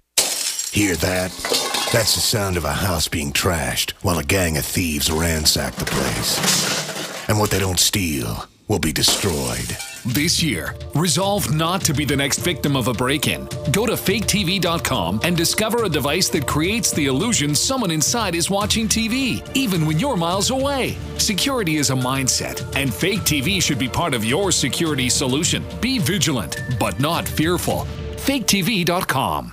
This is Fred. Hi, I'm Fred. Fred's a repeater. I tend to repeat. Fred has a business. I do have a business. And a problem. Fred repeats the same tired advertising over and over, and now it doesn't work. Over and over. But Fred is about to see a vision. I'm seeing a vision. Advertising on the Genesis Communications Network is the smart way for Fred to reach his potential customers with the most affordable national advertising rates, period. Get started today with GCN, the Genesis Communications Network. Just email advertise@gcnlive.com. Is spreading the message of liberty, cryptocurrency, and peace around the globe worth $2 per month to you? As you may already know, in addition to our internet feed, LRN.FM broadcasts on free-to-air satellite across North and Central America, as well as Sub-Saharan Africa. And we've been available on satellite for free 24/7 since 2010. The LRN.FM free-to-air satellite signal is reaching some of the most oppressive regimes in the world, and there's no doubt our ideas are making an impact. You can learn more about the channel's impact by watching the 3-minute video at fund.lrn.fm. If you'd like to help free minds globally with our ideas of liberty, cryptocurrency, and peace, you can donate as little as $2 per month via fund.lrn.fm. You can help us continue and expand our satellite broadcast to multiple continents. Visit fund.lrn.fm today, and thank you for your help. Don't forget to share the link on social media. That's fund.lrn.fm. LRN.FM now has a Discord. Discord is a free text and voice chat platform, and we now have our own server with a bunch of channels at discord.lrn.fm. You can join other listeners as they chat about various things during our live shows, or anytime, day or night. Discord software is available cross-platform, so you can have it on whatever device you want and take your chats anywhere. Join our Discord at discord.lrn.fm. That's discord.lrn.fm.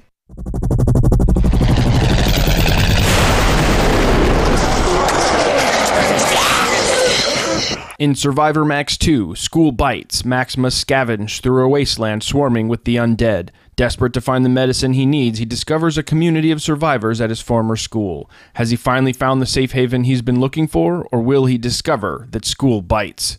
Look for Survivor Max on Facebook, read reviews on Amazon, and read Chapter 1 at survivormax.com.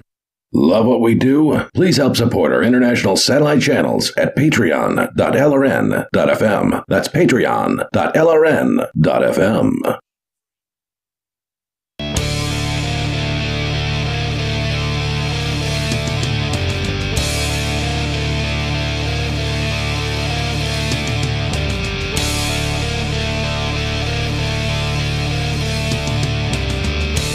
Hey, it's Free Talk Live. We invite you to join us here. It's the live Sunday edition of the program. As always, you're invited to take control of the airwaves. We can talk about conservatives apparently having a tough time getting a date in D.C., according to Vice. Also on the way, get out the vote campaigns. Darryl's got some comments he wants to share on that, and your calls and thoughts are welcome. You can bring up anything. The toll-free number here is 855-450-FREE. That's 855-450-3733. We've also got the Discord on-air call-in line room, so head over to discord.lrn.fm. You can get involved with us there, and you'll sound almost like you're sitting here in the studio with us. As we continue, we'll take your calls about anything. We'll go to the Discord on-air call-in line rooms, where somebody calling themselves God Wants to Talk to You is on the line, calling from heaven. You're on Free Talk Live. Hello. Ian, yes, this is God. Hello there. I'm calling to tell you that you, Darryl, committed many sins upon me. Your libertarian ways are not holy. Of course, the Republicans are right about my word. That is the way I meant for it to be in heaven. Hold on, which version of what the Republicans say? Because they say a bunch of different things. Well, for example, abortion. Of course, you are not supposed to murder children in the womb. But can I still eat at Red Lobster? I don't care about Red Lobster. All right, but I definitely There we go. We finally got it from God. Hold on. So I can eat at Red Lobster, but I can't ever make a cake for a gay person. Well, wait, you didn't ask him about that. I hate gay people. Wait, didn't you make gay people? Of course not. Well, where did they come from? Gay people are the equivalent of monkeys, in my opinion. But didn't you make monkeys? I hate monkeys. So I guess it is possible. No, hold on. It is possible that you could hate your own creation, right? True. Like there's certainly people who've made. Of course, it's possible. Yeah, tortured artists sort of thing. But wait a minute. Now, okay, but if you're God, then you could wipe out the thing you created, right? Like There was a flood, Ian. Right. Of course, there was a flood. I killed them all. But then they came back. Couldn't you just wiggle They your came nose? back more holy than they were before. Don't you understand? Well, no, that's why you're here to help us, okay? So yeah, the story's a bunch of nonsense anyway. Wait, you talking about the flood story? Of course, it's all a bunch of nonsense. Well, now wait a minute. Okay, so Only you're God, stupid but people believe it. the Bible is not your word, because I was going to ask you about something. So which parts of the Bible are correct, if any? Why would you think any of the Bible? You made God what laugh. part of the That's pretty Bible impressive. seems correct to you? Are you stupid? Well, I'm an atheist, so I don't believe in any of it, but I can't fight you about specific passages if you're not trying to defend them. So I got nothing. You're just as stupid as the people that believe in the people in the clouds. Wait, you're saying the atheists are stupid too? Of course they are. But didn't What, do you make think them? everything just fell out of nothing? How come you screwed up so much, God? That's what I want to know. What's wrong with you? What? What was the last question? I said, how come you screwed up so much? I mean, there's all these, you hate all of these creations that you ostensibly brought to us. Of course, I love seeing all you humans suffer. It's hilarious. Thanks for the call tonight. I appreciate it. God sounds like me playing The Sims. He's not going to the good place. The toll-free number here tonight, 855-450-FREE. It's nice to hear a decent character caller. That was a pretty good crank caller. And with the sound effects, too. So, he really had it together. Kudos to God wants to talk to you there on our Discord chat. As we go to Carl, he's in New Jersey. All right, we're coming down from God and going back to Carl. Go ahead, Carl. Okay. A little common sense here, maybe not. I heard somebody say something that I read about it, and it's called Medicare for Everyone. And the Democrats want to get that in and get rid of the, I'll call it the Affordable Care Act. But I hope some of your listeners from Canada call in, because they pretty much got that same kind of care up there, and I've heard. And they want to get away from it. They want to. A lot of them want to come down to the United States and, or go to other countries where they can get the job done in a decent amount of time, and then they won't have to wait for months and months and months and months before they'll actually get the service. Yeah, like an MRI. This one guy did move down to the USA with his dad. He had to wait 6 months in Canada, so that's why he came here. If you waited 6 months for the MRI, his dad would have been dead, because they wouldn't have found out he had cancer, and it would have been probably stage 4 up there by the time they found it. I was listening to a podcast recently with Tim Moen, who's the ostensibly the chair of the Libertarian Party of Canada. Okay. In Canada, they call them the leader of the party, but he's essentially the chair. He works in the healthcare industry. And I forget the specific test that he was trying to get done, but he was trying to get some blood work done. And he was told that because it wasn't medically necessary, the insurance wouldn't pay for it, and he was prohibited by law from just paying out of pocket to a local lab to have them do the test for him. When you say insurance, you mean the government program? Yeah. Okay. Right. Well, see, I also heard, if you read that information, that all other insurance companies in the USA will be totally gone, because you're only allowed to have Medicare. Mm-hmm.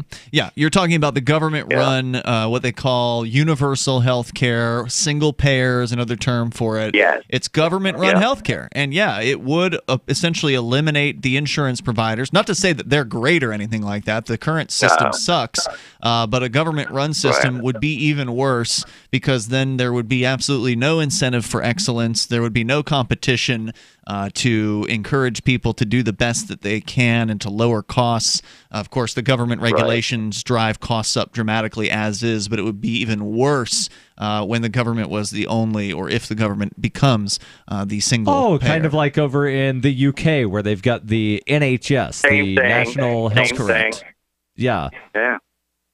Yeah, my brother told me 40% of their paycheck in Britain over there goes towards health care. Wow. Just 40%. I mean, I don't know that's true. I know, but one more thing, but maybe look on the bright side. All them teachers and stuff with the platinum health care would have Medicare. Jeez. Well, they would have special health care for the government people, right? Like government people would get a special class. Hey, thanks, Carl, for the call tonight, man. Okay, I appreciate it, dude. Yeah, it's a big concern. And it's, once again, this is another area where the so-called Republican conservative people drop the ball. You know, they don't want to see a free market. They don't talk about that. They just talk about stopping whatever the Democrats want to do. No, we got to stop. We just need to keep it as is. We need to repeal and replace Obamacare and go back to when it was Gingrich care when we came up with the idea back in the 90s. Oh, wait, and who started the government-forced insurance system in Massachusetts before it went to Obamacare? Oh, that would be Mitt Romney, who's a Republican. Well, the fact that we have health insurance as a benefit tied to employment goes all the way back to wage and price controls, where they were limiting how much employers could pay people, and so they started offering them fringe benefits, and that's one of the only reasons that even became something that your employer buys for you, because that's really weird. Like, think about it. What does your employer go and buy your food for you? Do they buy your car for you? It's really weird for your employer to be making a big section of your budget. Depending on the type of job you have, you might have an employer-provided car. Yeah, a company car for company purposes, but usually not like, we're going to go select what car is best for you and your family because we're going to buy a whole fleet of them for everybody in the company. Let's talk and that's to just David. Your personal car. He's on the line in New Mexico on the Discord chat. Go ahead, David. That was close. You got to think farther ahead of the airplane, Ian. You're going to crash us. What are you talking about? You gave me about a minute of warning to click over, and I had my hands wet, and I just barely made it in time. Okay, here you are. Yeah, here I am. So in the future, you'll give me a little more warning. But I wanted to finish up with I'm not going to finish up anyway, but continue on with a few more facts about these political racketeering bastards that we got here in New Mexico, and they're everywhere else, yes. And yes, we all expect it from them, but they really got the game sewn up tight with what they're doing. Talking about, the campaigning process, the political process, answering to the public. And, the modern day stump is the media, whether it's television or radio. Certainly politicians do make public appearances, physical public appearances, like they go to parades and they have they go to whatever town halls or forums, which in actuality they don't really do that anymore. When they do, they're very controlled, right? So like they'll only let certain people in if you have an invitation, and in order to get an invitation you had to jump through some kind of hoops and go to a website and fill out a form, and it's very, very difficult to get in. And then of course once you do get into these places, they only actually give the ability to speak to people who have been vetted very carefully in advance. They submit the questions in advance. It's very rare that you'll come across a town hall. It happens in New Hampshire. Yeah. Like you can go to town halls where anybody's able to speak. But yeah, I understand the frustrations, David, and thank you for the call tonight. We got more coming up here in moments. This is Free Talk Live. Hour 3 is next. The live Sunday edition continues. You can join us on the radio. Times are changing. The circus of politics, healthcare's low standards and high prices, and let's not forget food quality. What to do? Arm yourself with Life Change Tea at GetTheTea.com.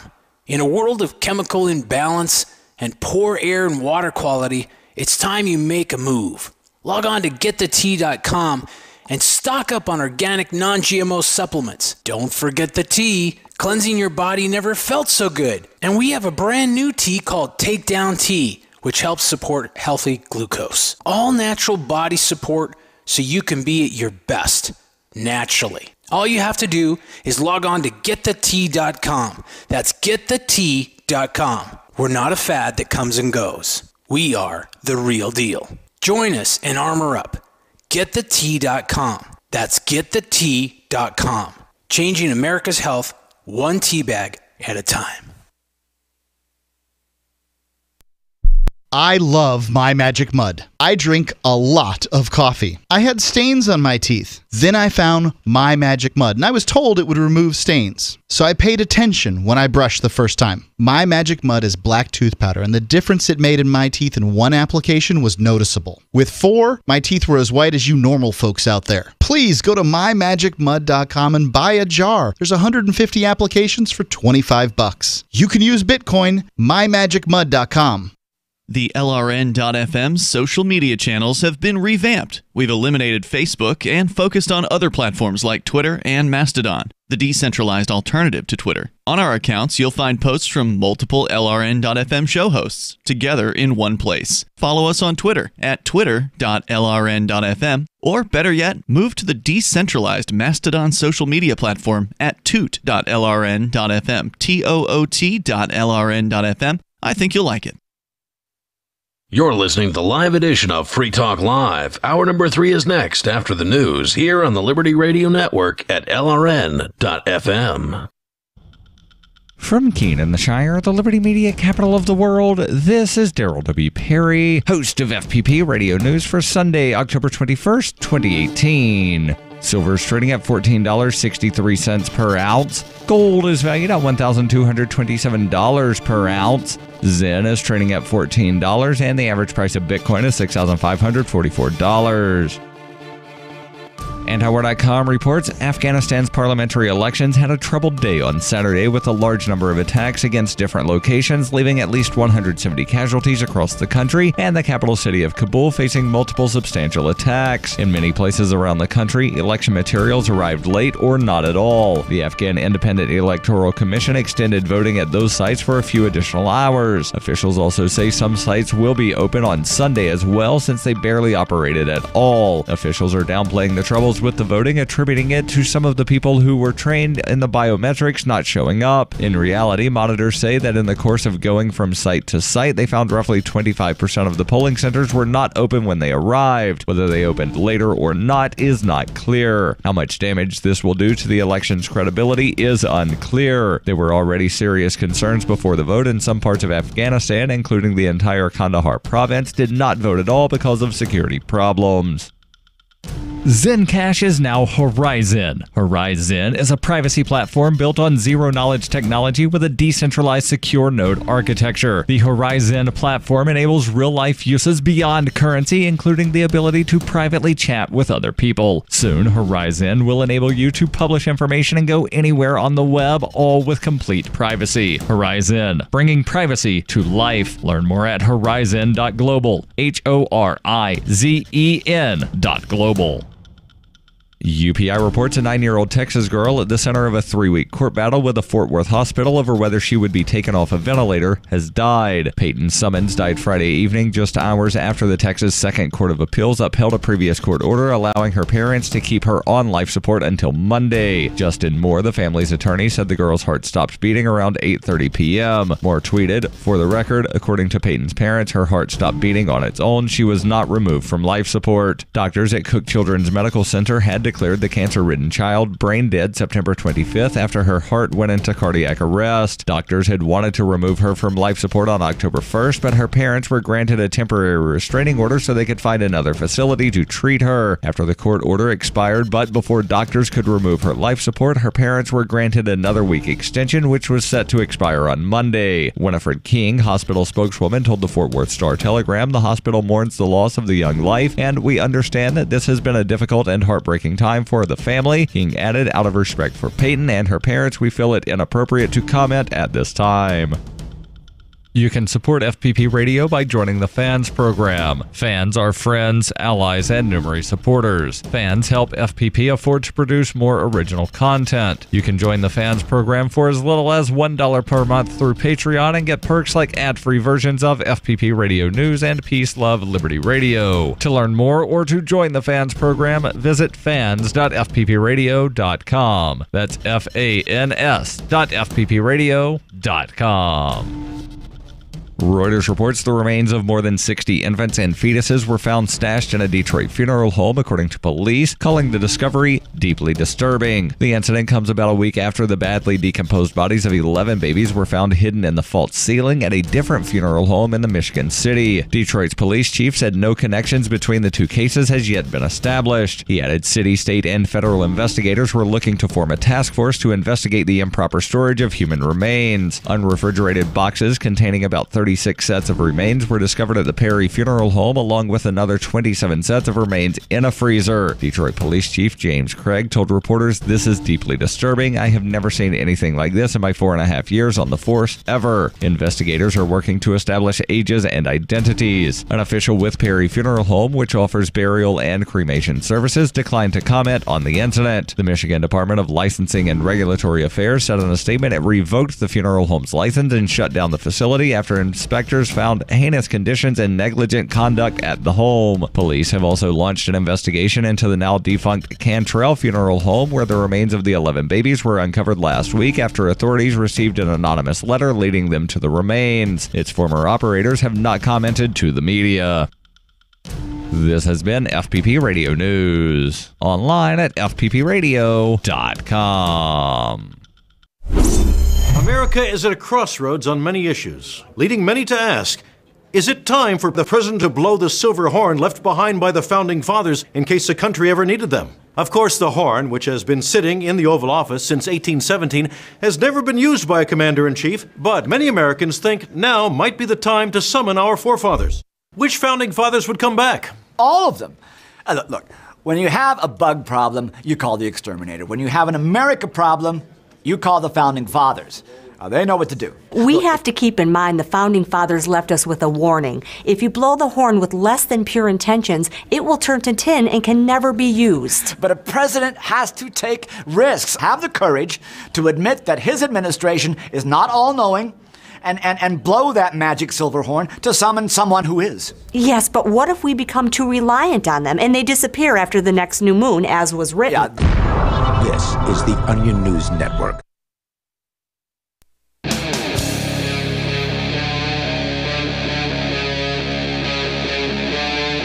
Free Talk Live.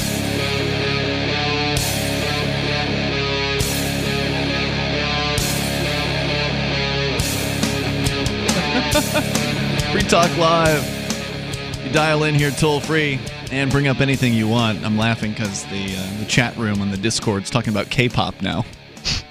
Oh, that's something that you know a lot about. I don't know a lot about it, but I do enjoy some of it. And so anyway, the toll-free number here is 855-450-FREE. That's 855-450-3733. We've also got the Discord on-air call-in line rooms. They're open and available to you over at discord.lrn.fm. With you tonight, it's Ian. And Darryl. And Jackie. So let's change gears and talk a little bit about relationships here before we get into voting and getting out the vote. I know that's what you wanted to talk about here tonight, Darryl.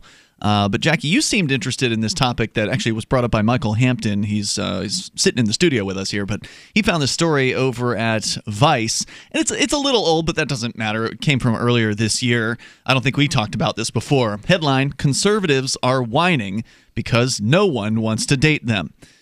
Now, they say this is actually in the Capitol, so in D.C. It must be tough being a Republican when your party's president does things like, say, call African nations S-hole countries, make bizarre phone calls to school shooting survivors, or back up accused domestic abusers and alleged child molesters. Aside from whatever moral quandary Trump is putting conservatives in, he's also apparently responsible for screwing up their love lives, according to the Washingtonian. A handful of conservatives in D.C. told the magazine they've been having a real tough go of it since the election. Only instead of living in constant fear of being deported or having to face down white supremacists in the streets, they've just been having a hard time getting laid. According to one unnamed Trump administration official, it's especially hard to land a date if you're affiliated with the White House. Sad, says Vice. Quote, a lot of times you'll connect with someone on an app and they'll Google you and find out you worked for Trump's campaign, and then it's pretty much all downhill from there. And in fact, I can say that on the dating apps, I have noticed that plenty of women are like, if you're into Trump, swipe left. So they are not interested in even starting a conversation. And who can blame them? Well, I've got to ask this question, and this is purely because I don't know.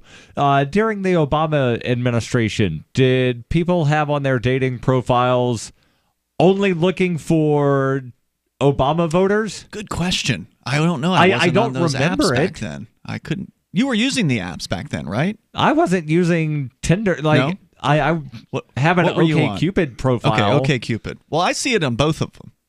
I'll see the anti-Trump stuff on both of them. But again, I wasn't there really during Obama. So Yeah.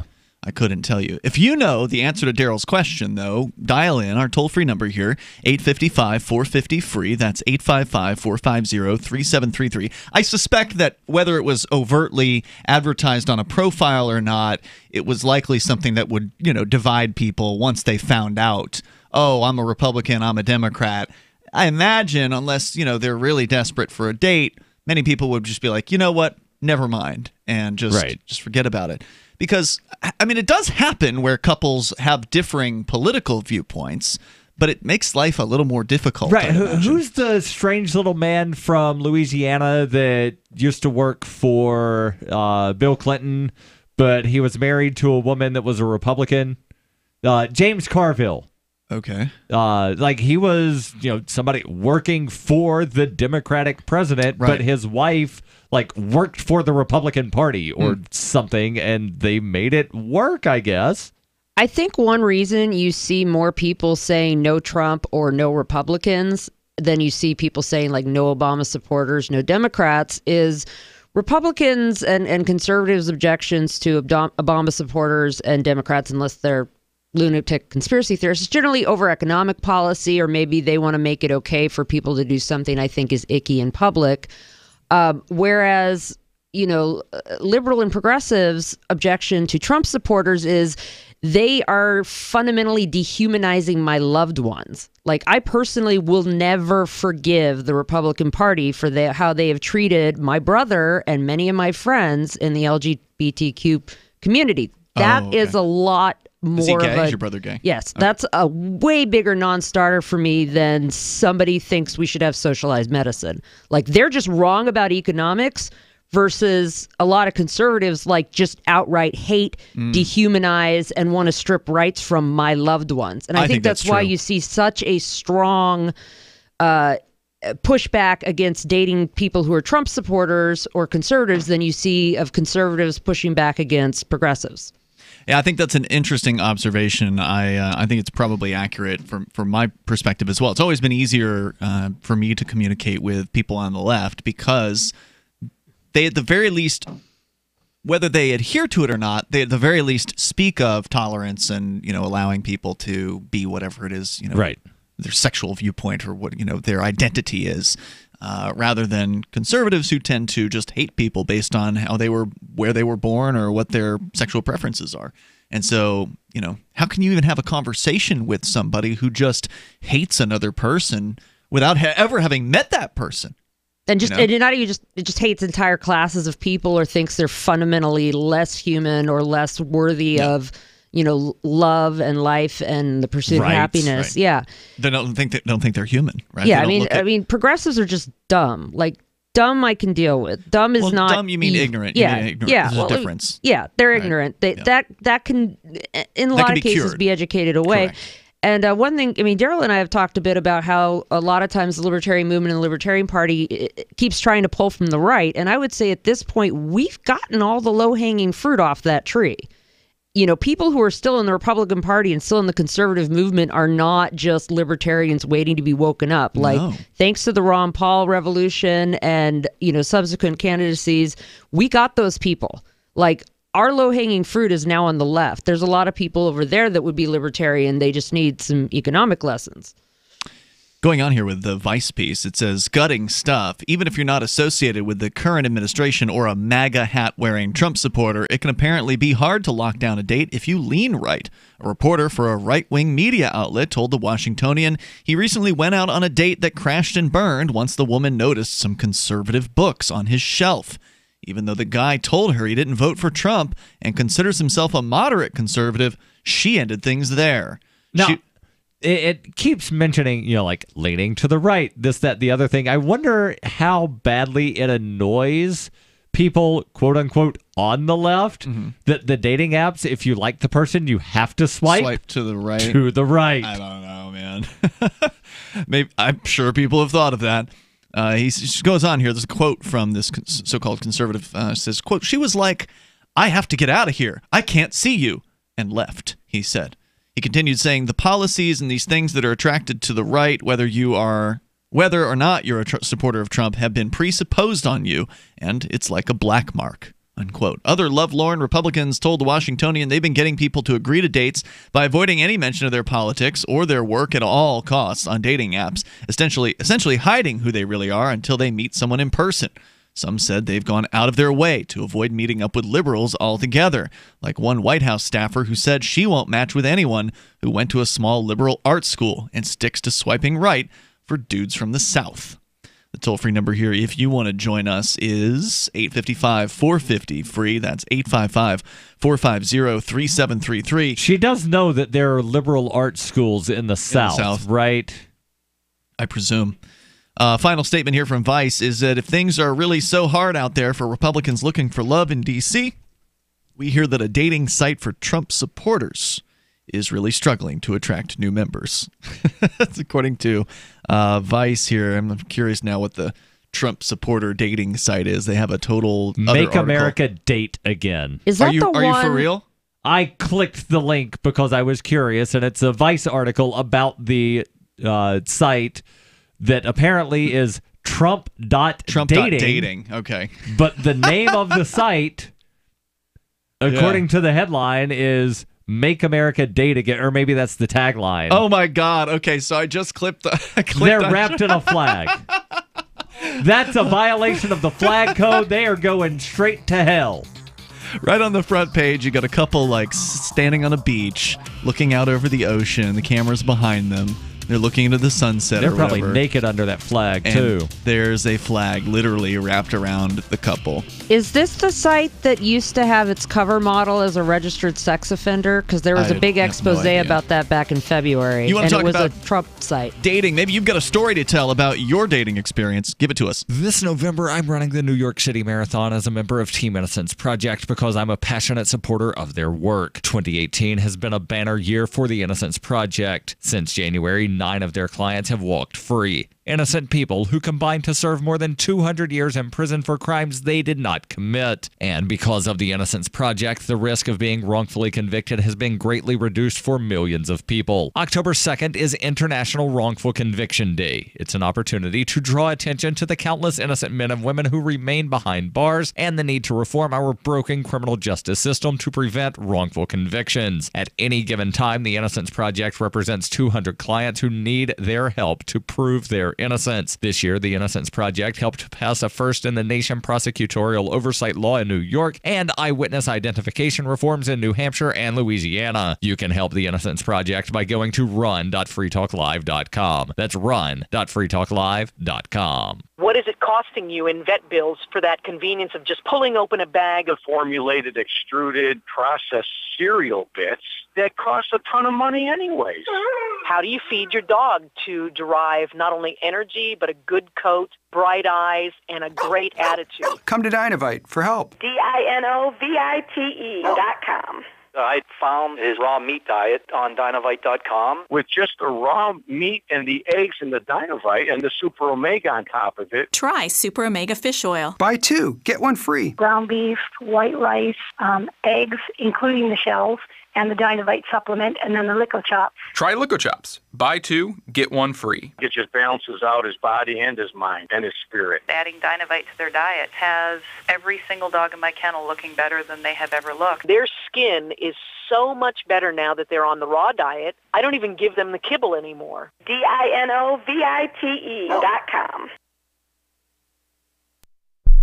U.S. officials assure Hong Kong that their protest is just one of many issues the White House is staying silent on, and an old guy at a hostel is down to party. This is The Onion Week in Review. Stunned officials from the Marine Conservation Institute announced this week that the past half-century of climate change and habitat loss somehow hasn't managed to take down the and parrotfish. Biologists stress that despite destructive chemical runoff, rising ocean temperatures, and overfishing, the persistent little shits were somehow plugging right along like nothing had even happened. You look at the oil spills, greenhouse gases, and God knows what else we're throwing at them, and you think, yeah, those subtropical should have been wiped out decades ago. But nope, these sons of bitches are still around and doing better than ever. In other news, a grasshopper is dismembered by a future Supreme Court justice. A man having a great time will soon have to apologize to everyone, and Rand Paul pretends to be asleep so his dad will carry him in from the car. This is the Onion News Network. Did you know we've taken our LRN.FM telephone listen line to a new level with the LRN.FM audio on demand line? Now you can call 712-770-8447 anytime and listen to LRN.FM's live feed. And you can listen to a bunch of our original shows on demand. Long distance fees may apply. Just dial 712-770-8447 and choose from the menu. 712-770-8447. So you've signed the Shire Society Declaration and are planning your move to New Hampshire to be around more liberty-oriented people. Next, sign up for the Shire Society Forum at forum.shiresociety.com. There are a bunch of people there who are already in the Shire, and they want to meet you. If you're already in the Shire physically, you should also come by the forums. Remember, not everyone uses Facebook. New people are signing up for the Shire Society Forum every month, so drop in and say hello at forum.shiresociety.com. Now you can follow LRN.FM on the decentralized Mastodon social media platform at toot.lrn.fm, toot.lrn.fm.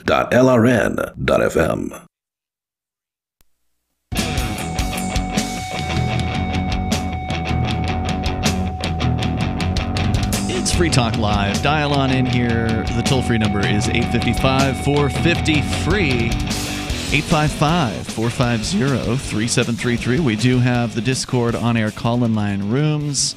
You can join those over at discord.lrn.fm. You'll need the Discord app to do the audio thing there at Discord, and then you'll sound great. You'll sound almost like you're sitting here in the studio with us, which includes me, Ian. And Darryl. And Jackie. Liberty.menu. That is where you can go if you are an individual who rejects the initiation of force, and those, if you agree to abide by the ethics of the non-aggression principle, which means if you're a conservative or a liberal, you don't belong at liberty.menu. Not yet. You've got to come to the understanding of what the non-aggression principle is and then actually, have it mean something to you. Go to liberty.menu and you can hook up with other, hookup's the wrong term. We were just talking about dating. That apparently means sex.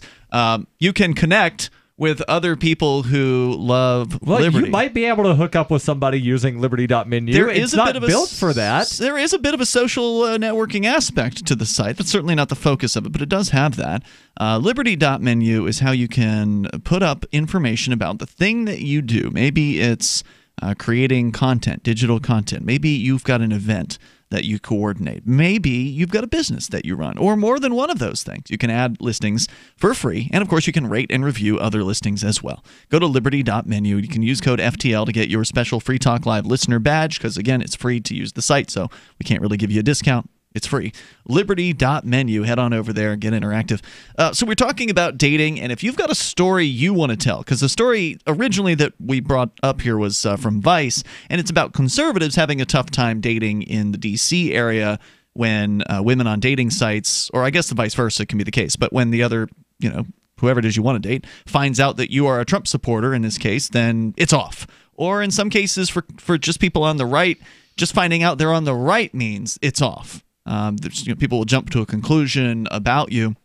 And again, I'm saying you talking to conservatives out there. This is probably true to some extent on the reverse, I would bet. If there are conservatives on these sites who find that they're, attracted to a liberal, but then they find out that they're a liberal, that might turn them off too. That's just not what the article in this case happens to be about. So I guess I'm curious to know what your experiences have been as a libertarian, because some people make, they jump to the wrong conclusions about us too. Some people believe that libertarians are on the right. Others believe that libertarians are on the left. And of course, the problem is on a lot of these sites is you're never going to find out what somebody thinks. They're just going to not answer you. Right? Like you send a message to somebody on one of these dating sites, they look at your profile and they see, oh, this person is against, fill in the blank government program. This person must be a whatever, liberal or conservative based on whatever the preconceived notions are. And then it's just like, well, even if they thought you were attractive, maybe you're right off the list anyway because of your politics. So is it a good idea to hide that information and wait until you actually do get on a date with somebody? Or I guess it depends on how important it is to you. So as somebody that has taken up running over the last couple of years, I spend a lot of time doing that thing. Should I not put in a profile, by the way, I run a lot? Well, that's way less objectionable, right? Like the idea that you run a lot, somebody's gonna be like, man, this guy's fit. Whereas So a couple of months ago, I sent a message to somebody and they were like, oh, wait, so you're like running all weekend? You're not going to have time to ever see me. Really? Yeah. Okay. So, like if you spend time doing a certain thing, whether it be running or politics, somebody could take objection to that. I see that. I don't think it's going to result in as many objections. It's not necessarily going to be as many, but, if there's something that is important to you, should you hide that because that's the question. Somebody else might not find that important to them? Right. No normal person's going to have a moral objection to somebody running or doing some other time-consuming hobby that doesn't really have any larger political or social implications. I would guess, though, that anybody who's listening to this show, politics is probably a big enough part of their life that disclosing that in your dating profile is a good idea. I just want to know what your experience has been. The toll-free number here is 855-450-FREE. Now, of course, you can bring up anything, so I'm not sure what Free Market Penguin is calling about, but he's on the line on our Discord. Call-in line number 4. Go ahead. Yep, testing out, breaking in the new number 4 call-in line. It's working. Yeah, it's working great, loud and clear. I wanted to call about, actually, I think you really hit the nail on the head, and bravo for bringing it up. It's time for libertarians to pull from the left, just because actually the first person who's ever mentioned it to me is you, Ian. You had mentioned, it was probably like, just started listening to Free Talk Live kind of regularly, and you had read a letter from a guy that was on the left that you had brought him to liberty. And yeah, I mean, you really made it a pretty, and it's funny because that's really never been brought up since, but you really made a pretty impassioned case for why, like, people on the left really just, like Jackie said, to get a economics lesson. I mean, really, there are so many well-intentioned people that just wants what's right for society. Sure. And wants society to be, and people to be uplifted, that have, people to be on kind of a more equal footing in certain ways, and to overcome their advantages in systemic and societal problems.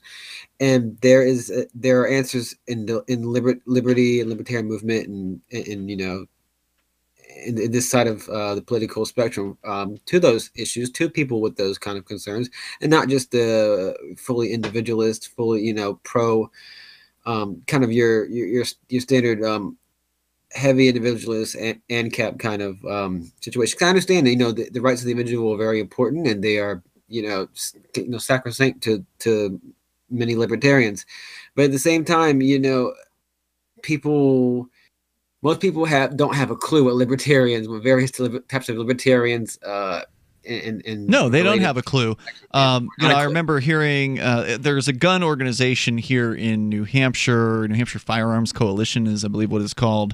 And they do one of those, candidate questionnaires that if you're running for office, they send you a questionnaire, and then they will either endorse you or not endorse you based on your answers to the questionnaire, right? Like how you believe on guns. And of course, I did very well, presumably. I haven't gotten my rating yet, but I don't know if they've come out with them.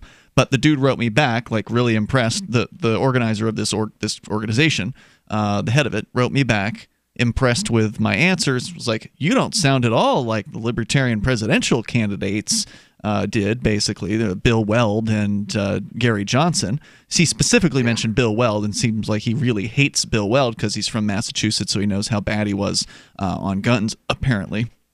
And I was like, well, there's some people who are actually libertarians, like people who understand what non-aggression is and who talk about that, and then there's people like Bill Weld.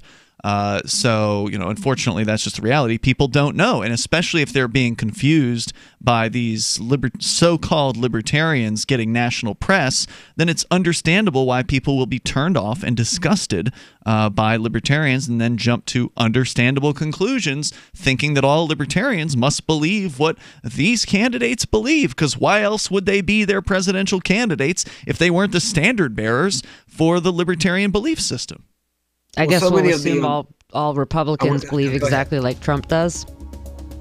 That's what's going on here, though, right? Like, that's the problem with these dating sites, apparently, is people are jumping to conclusions based on if somebody says they're a Republican or a Democrat, they get conclusions are jumped to. And the same thing's true about libertarians, which is why I prefer the term voluntarist. I don't know if you had more to say, Penguin. If you did, you can hang on.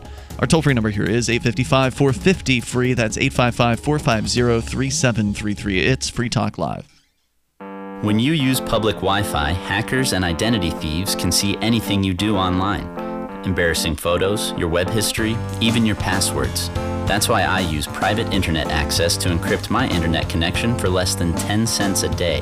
Sign up now at privateinternetaccess.com, and in just a few minutes, you'll be browsing anonymously and only sharing what you want to share. privateinternetaccess.com. It's time to protect your online privacy. Hunters, anglers, campers, and survivalists. Get back to nature. Expand your horizons with the highest quality, most versatile, unique slingshots and sling bows on the market at slingbow.com. Slingbow products are compact and models start from just $17.98. They're perfect for your bug-out bag or storing in your vehicle. Give yourself and your loved ones the excitement and tradition of slingbow, a new frontier in archery and truly modern twist on this primitive survival tool. Feel the thrill only at slingbow.com. Since time began, tyrants have taken aim at personal liberties. Now there's a movie that aims back. The government has no more right to tell us what to put in our bodies than they have to take our guns or tell us what books we can read. 6 drug police were eaten by bears while raiding a marijuana farm. On your knees, you dirty hippies! Jesus. On your knees! What's the problem, officer? Today, many cops who enforce pot laws do so only because it provides them with cushy jobs, good benefits, and a chance to push people around. I was an undercover narcotics officer. The drug war is nothing but a farce. The Second Amendment says you gotta keep you and your gat intact. Guns and Weed, The Road to Freedom. A film by Michael W. Dean and Nima Vadadi. DVD available now at gunsandweed.com or on Amazon. That's gunsandweed.com. Makes the perfect gift. Remember, that's gunsandweed.com.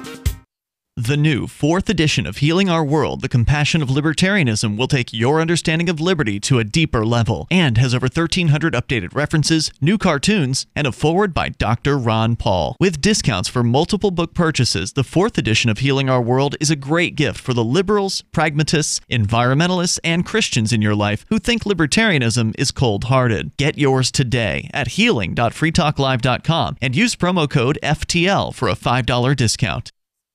If you want to know the latest about Free Talk Live before we go on the air, all you need to decide is how you want it delivered. It's your choice. Visit news.freetalklive.com. You can get emailed announcements and participate in contests via our email updates list. Plus, we have a Twitter account that you can follow and a Facebook page where you can become a fan. So visit news.freetalklive.com to get news about Free Talk Live as soon as it's announced and the way you want it delivered at news.freetalklive.com. That's news.freetalklive.com. Don't worry about things you can't control. Isn't that what they always say? But it's about impossible to avoid worrying about what's going on these days. The government has used the war on guns, the war on drugs, and the war on terrorism to tear our Bill of Rights to shreds. But you can fight back. The 10th Amendment Center has proven it, racking up major victories. For example, when the U.S. government claimed authority in the NDAA to have the military kidnap and detain Americans without trial, the nullifiers got a law passed in California, declaring the state's refusal to ever participate in any such thing. Their latest project is offnow.org, nullifying the National Security Agency. They've already gotten model legislation introduced in California, Arizona, Oklahoma, Missouri, and Kansas, meant to limit the power of the NSA to spy on Americans in those states. We'd be fools to wait around for the U.S. Congress or courts to roll back Big Brother. Our best chance is nullification and interposition on the state level. Go to offnow.org, print out that model legislation, and get to work nullifying the NSA. The hero Edward Snowden has risked everything to give us this chance. Let's take it. Offnow.org. This is the Liberty Radio Network, broadcasting the latest liberty-oriented audio content 24 hours a day at LRN.FM.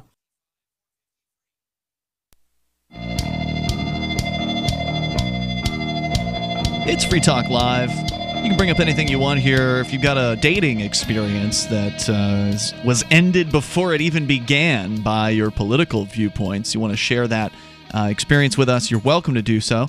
Our toll-free number is 855-450-FREE. That's 855-450-3733. Also, our Discord chats, the Discord on-air call-in lines are open. Just go to discord.lrn.fm. In the studio tonight, it's Ian. And Darryl. And Jackie. Back to the phones, to the fun. Free Market Penguin still on the line with us here. I forget where we left off, Penguin, but if you had more to say, here's your chance. Yeah, I think the last thing you said is that that's why you like to call yourself a voluntarist, and that is a good tactic. Because, right, because it doesn't have preconceived notions that go along with it, although I don't use any of those terms on my profile.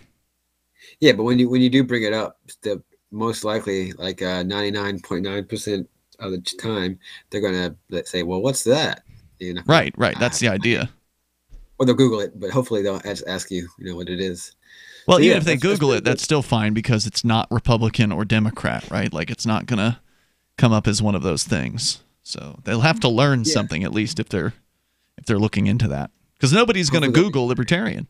If they don't know, if they've heard something, they're just going to presume that's true. They're going to presume it's true across the board, whatever it is. I heard that Glenn Beck calls himself a libertarian, and he says X, Y, and Z. Yep. Perfect example. Yeah, well, that's it. And that's the problem is that the idea that most people have of what is libertarian. Most people are going to say, maybe have heard like Gary Johnson, someone say, well, we're fiscally conservative, but socially liberal. And that's what I thought when I started listening to Free Talk Live, honestly. And I'm like, well, these guys are kind of far out there, man. And but I like to hear things defined and distilled to their basic message, even when not everybody agrees on the details. But I was like, wow, that ended up not being at all what it was. Good call tonight, Free Market Penguin. I appreciate hearing from you. The toll-free number, if you want to join us, is 855-450-FREE, 855-450-3733. To the phones, and we'll talk to Joan in New York. Joan, you're on Free Talk Live. Go ahead. Hi. Good evening, you guys. Hello. Listen, I want to hearken back to an old program called Encarta. I'm 65 years old, and I remember when my son, who's 30, was in elementary school, and he had an assignment, the ABCs of Immigration. And at that time, we had Encarta. Yeah. And we both got an education. I was helping my son do his assignment. And I learned at the end of the 1800s into the 1900s, when immigrants were coming here, they had nothing. They had no family. They had skills. And they brought their skills. All they wanted was a chance to contribute something to make our country great, and they did. And they had none of this entitlement that these new immigrants expect. Hold on. Wait a minute. Hold on. What entitlement? How many new immigrants have you talked to that have an entitlement mentality? Because I've never met them. Listen, I'm 65 years old. Yeah. And I know that my grandfather came here from Poland. Right. And he did a job that nobody else would do. Sure. He was called the human fly. He washed windows on the skyscrapers. That was a tough very job. dangerous Yep, job. that's a tough job. Now, what makes you think that immigrants today are somehow different than the ones in the past? Because it seems to me that they're very hardworking. Migration. Huh? And I look at movies like what? The Godfather. What migration? I'm sorry. What was the word migration? Chain migration. The thing that we discussed briefly in the first hour. It's where once you wind up, if you move here from another country, once you get citizenship, after so many years, then some of your family members can come over. And there's the fear that everybody's just going to wind up bringing the entire world over with them and everybody gets the welfare, but that's not how it works. Yeah, chain migration's just a new politically spun term for the way that people have usually immigrated to other countries throughout history. For like decades, somebody yeah. from the centuries. Years, somebody yeah. from the family goes there first, Lay the gets groundwork. established, Right. and Buys then a says, house, yeah, starts a and business, says, come on and over. then they bring over their wife and children. Right. It's only when it started becoming more restricted and regulated that it became, we're only going to let people in if they're related. And they did that because traditionally that's how people immigrate. Like one I don't see what's wrong couple with comes it. first, I don't and see then the what's- rest of the family. Yeah, I don't see what's wrong with that. That makes sense. Can I say something? Sure. I mean, if you're not going to contribute anything to the country, why do you have carte blanche to come in here? What makes If you you're not think gonna that? bring it, I'm sorry, I and you're just gonna don't take understand, from ma'am. What is it everybody. that you believe that they're not going to contribute? Like you're talking about hardworking people who are making a better life for themselves Well, here, how do you who've know gotten that to the they're point where they hardworking? can bring You their can't- families here. How do you know they're what? not? You can't say that they're hardworking. You can't. Actually, How I you can. know? Every immigrant don't I've know. ever met is a hardworking individual. Well, Everyone I I've think ever that you're spoken wrong. to. I've seen plenty that aren't. I've seen plenty of native-born people that aren't either. Yeah, this is true, and we have our fill. But You wanna MS-13 throw them out? Don't bring anything here. Are you kidding me? Ma'am, What statistically, percentage? you're just wrong. Yeah, what percentage do you think is a bunch of lazy bums that are coming here? I can't tell, but you know what? Right. I don't want Well, to you're take a acting risk. like it's everybody. You're acting like it's a majority. No, You're I'm acting like not. it's significant. I'm acting like, you know what? This is my country, and I want Is to it? protect my country. Well, wait, isn't it my country too? And can't I allow people to Of course come it in? is, yeah, and you should protect it for your children. How about I protect it from the ravages of the government bureaucrats who are trying to destroy people's lives by creating stupid Hello, regulations? I'm with you. You know what? Hey, you know what? I don't trust the government either. Well, then why are really you? Well, then who do you want to stop people from immigrating here? I think that we should all band together and look out for each other. But I don't want trust people the to come federal here. Government. But I want people really to come don't here. Trust the Fed. So why, But if you know don't what? trust the Feds federal are ready to, government, take us over. if you don't trust the federal government, why would you want the federal government deciding who can live in your community, who you can rent your house out to, who you can hire for your business? Like, why shouldn't You know what? individuals I be able think to make I those? should be able to decide who I want for my business. Yeah, and I don't you want to should. take advantage of minorities either. They should all be vetted. And if they can't bring anything to the country... Wait. Hold on. Who do you want to vet these people? You just said you didn't trust the Fed, so who would be vetting these people? I don't trust the Fed. So who would be vetting them? You don't trust the people who would be vetting the immigrants. ICE. I trust ICE. Why would you They're trust federal ICE? government employees. Wait a minute. Where's the disconnect here, Joan? Because you say you don't trust the federal government, and then you say you trust ICE. Why would you trust one agency within a group of people that you don't trust? Because we have a federal government at odds with itself. Don't you see it? I do. Ma'am, you need to sure step away do. from the Fox News. Like, No, I could tell excuse where me. you're getting this It from. has nothing to do with Fox News. Don't you see what's going on? Do you think that this country is safe with an open border? We Really? don't have an After open 9/11? border It's totally currently. safe. It would be totally safe with an open border because if you have the right to defend oh my yourself. God. Then we're the only Why are you country so on the face of scared? the earth with Oh, it's open from you border. because you're from New York. Okay, I'll cut you a break there. You're excuse from me. you're from No, New York. You know what? I'm 65 years The old. Empire State. I'm older than you.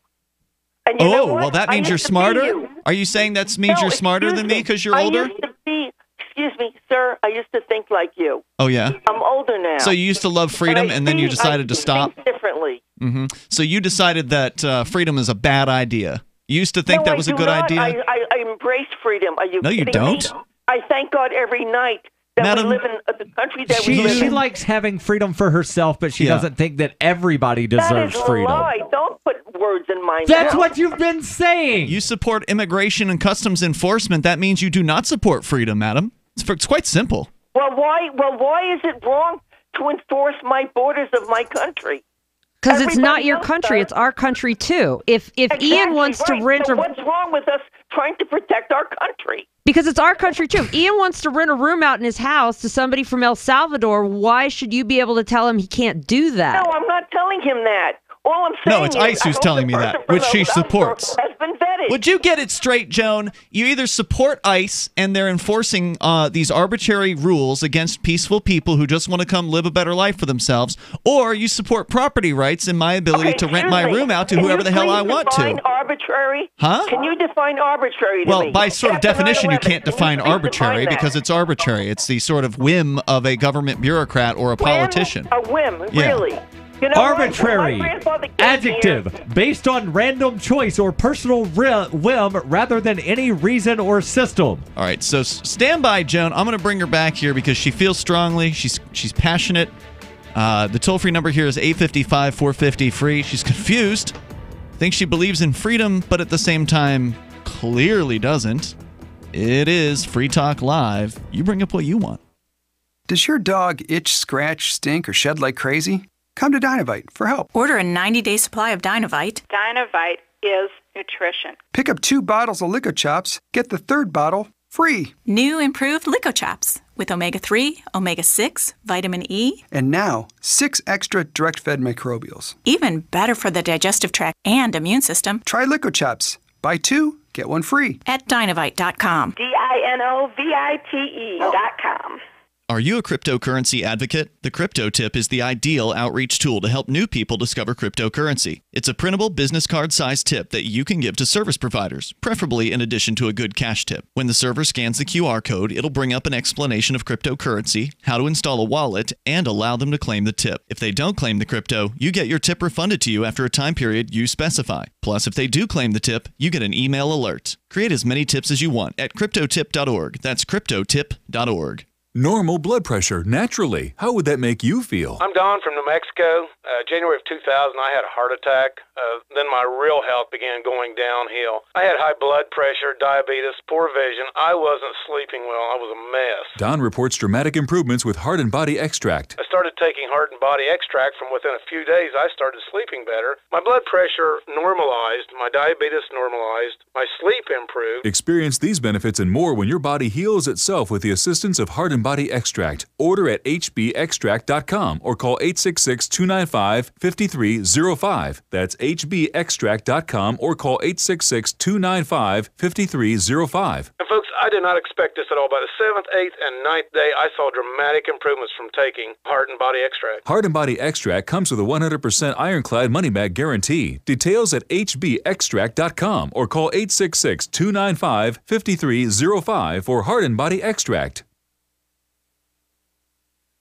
Why did you move to the Shire? I moved here to the Shire because there's other people around who take liberty just as seriously as I do. I moved to the Shire because I saw videos of people challenging authority and thought that I could get support myself. It called to me, like, do this right now. I wanted to be around people like me who got it, and once I got here, I knew there was nowhere else that I wanted to be. I've always wanted to change the world, so I moved to the Shire to join people who were actually working towards doing the same thing. The people here are awesome, loving, and positive. It was for the adventure and for the feeling of something important is happening here, and I just wanted to come to sort of be part of that. Visit ShireSociety.com to read and sign the Shire Society Declaration and learn the reasons why, if you love liberty, you should immigrate to the Shire. Plus, add yourself to the Shire map at ShireSociety.com. That's ShireSociety.com.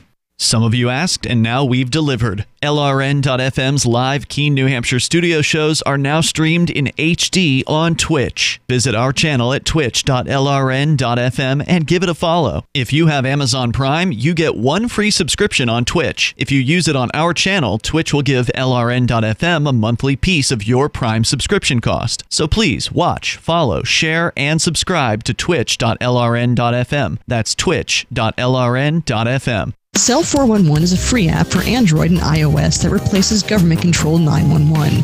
Cell 411 allows you to preset a group of friends or private organizations to show up in any emergency. Cell 411 is a nightmare for the state because it proves their so-called services aren't needed. Cell 411 has had thousands of installs, and of course it's covered by the BIPCOT no government license. Cell 411 because your friends won't shoot you when you're in trouble. Without the government, who would build the emergency services? You and Cell 411. Get it today at getcell411.com.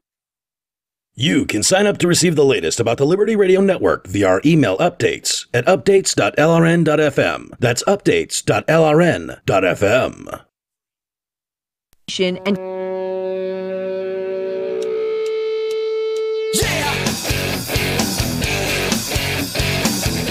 Free Talk Live, dial toll free, take control of the airwaves here. Our number is 855-450-FREE. Moments remain. We'll do our best to get you on right now. If you're on hold, if you're not on hold yet, well, you can try to get in. If you don't get in tonight, it's no big deal. We're here 7 nights a week, so you can always call tomorrow. 7 to 10 at night Eastern Time. Every single weekday and weekend and holiday, we're here for you on Free Talk Live. Ian, Darryl, and Jackie in the studio tonight. I do want to make sure you know about the Liberty Dollar 2, the giveaway that we're doing in tandem with the folks over at Liberty Dollar 2. It is a new concept that I'm pretty interested in because, I've heard a lot about silver-backed cryptos here and there throughout the different cryptocurrency conferences that we've gone to, but I've never really taken any of them seriously because I've been like, well, how do you trust these people with your silver? In this case, it's the Liberty Dollar, and if you've been around for a while in the Liberty movement, you probably remembered them. It was the most successful alternative currency the United States saw in basically the 10-year period since 1998 until the government raided their offices in 2007, targeting Bernard von Nothaus, the creator of it, with ridiculous charges. And now his son is picking up the torch, and his name's Extra von Nothaus, and he has created the Liberty Dollar 2. Now, they're starting with a pre-sale of the LD20 token. There's only 10,000 of these things out there, and already I think 6,000 of them have been snatched up in the pre-sale, so there's just under 4,000 remaining. 10 of them at a $35 a piece can be yours if you win our contest. To enter, you can send an email to contest@freetalklive.com, put LD2 in the subject line, and include a number between 1 and 1,000. So these are the tokens that are backed by an ounce of silver, a gorgeous .999 fine silver round, just like the Liberty Dollar was famous for. You can learn more about the LD2 over at ld2coin.io. That's ld2coin.io. Winner's going to be picked on November 5th, so you got, a couple weeks to get your entry in, but don't delay. Go ahead and enter now. Email contest@freetalklive.com, put LD2 in the subject line, and include a number between 1 and 1,000. If you don't have your wallet set up yet, that's okay. You don't need to have it set up yet. If you win, the folks from Liberty Dollar 2 will help you get your wallet set up so you can receive your prize. And again, 10 of these things is a $350 value if you were to go and buy the tokens, which you might want to do anyway at ld2coin.io, because I know the Liberty Dollar's quality. I know these are going to be nice looking silver pieces. We haven't seen them yet, obviously, because this is brand new, but check it out, ld2coin.io. As we continue here, we've got Joan. She's still on the line with us here. A confusing call so far, Joan, because you on one hand say you don't trust the federal government, but on the other hand you completely trust ICE, claiming that the Immigrations and Customs Office is somehow a trustworthy government agency, whereas the rest of the federal government not so much. What are some of the other government agencies that you trust, Joan? Okay, you know what? I want to go back to, let's just go back. I want you guys to know I am not a hateful person. Okay. I love Mexican people. I believe that they're hardworking, and I want to give them a break. I really do. But I don't understand why you think we should surrender our sovereignty and let anybody in here. I trust the Founding Fathers. I don't understand. All the Founding Fathers who didn't have immigration prohibitions. The first immigration laws, or rather anti-immigration laws, were passed in the 1870s, and they were called the Chinese Exclusion Acts. Good point, Darryl. Let's bring Gene the Christian Anarchist on the line here. We've actually got you said something earlier, Joan, about how you're an old lady and so therefore you know more than we do. So we got an old guy on the line. Hey, Gene, how old are you? I'm 66. Is that old enough? I think you're older than Joan. Didn't you say you were 65, Joan? Yes. Aha. So therefore, Gene, everything you say is more well-informed than Joan says. Go ahead with whatever it is you want to say to Joan, Gene. Joan, I got a year on you, but we grew up together in the 60s. We grew up during the 60s, and we know that back in the 60s, we had way more freedom than we have now. And why do we have less freedom today? It's because of the government. It keeps growing. And every time it grows, it makes regulations and it adds more branches. And every single one of those actions restricts liberty. And so does ICE. And believe it or not, in the old days, immigrants just came over to this country on a boat, got off, and started work. That's the way it worked. There were no restrictions on what they could do. They did screen them for illness. Not initially.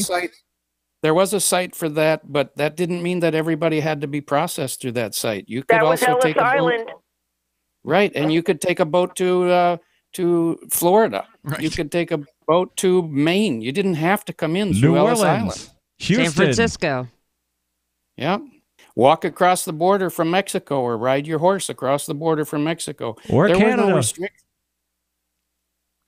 Can I say something? Go ahead.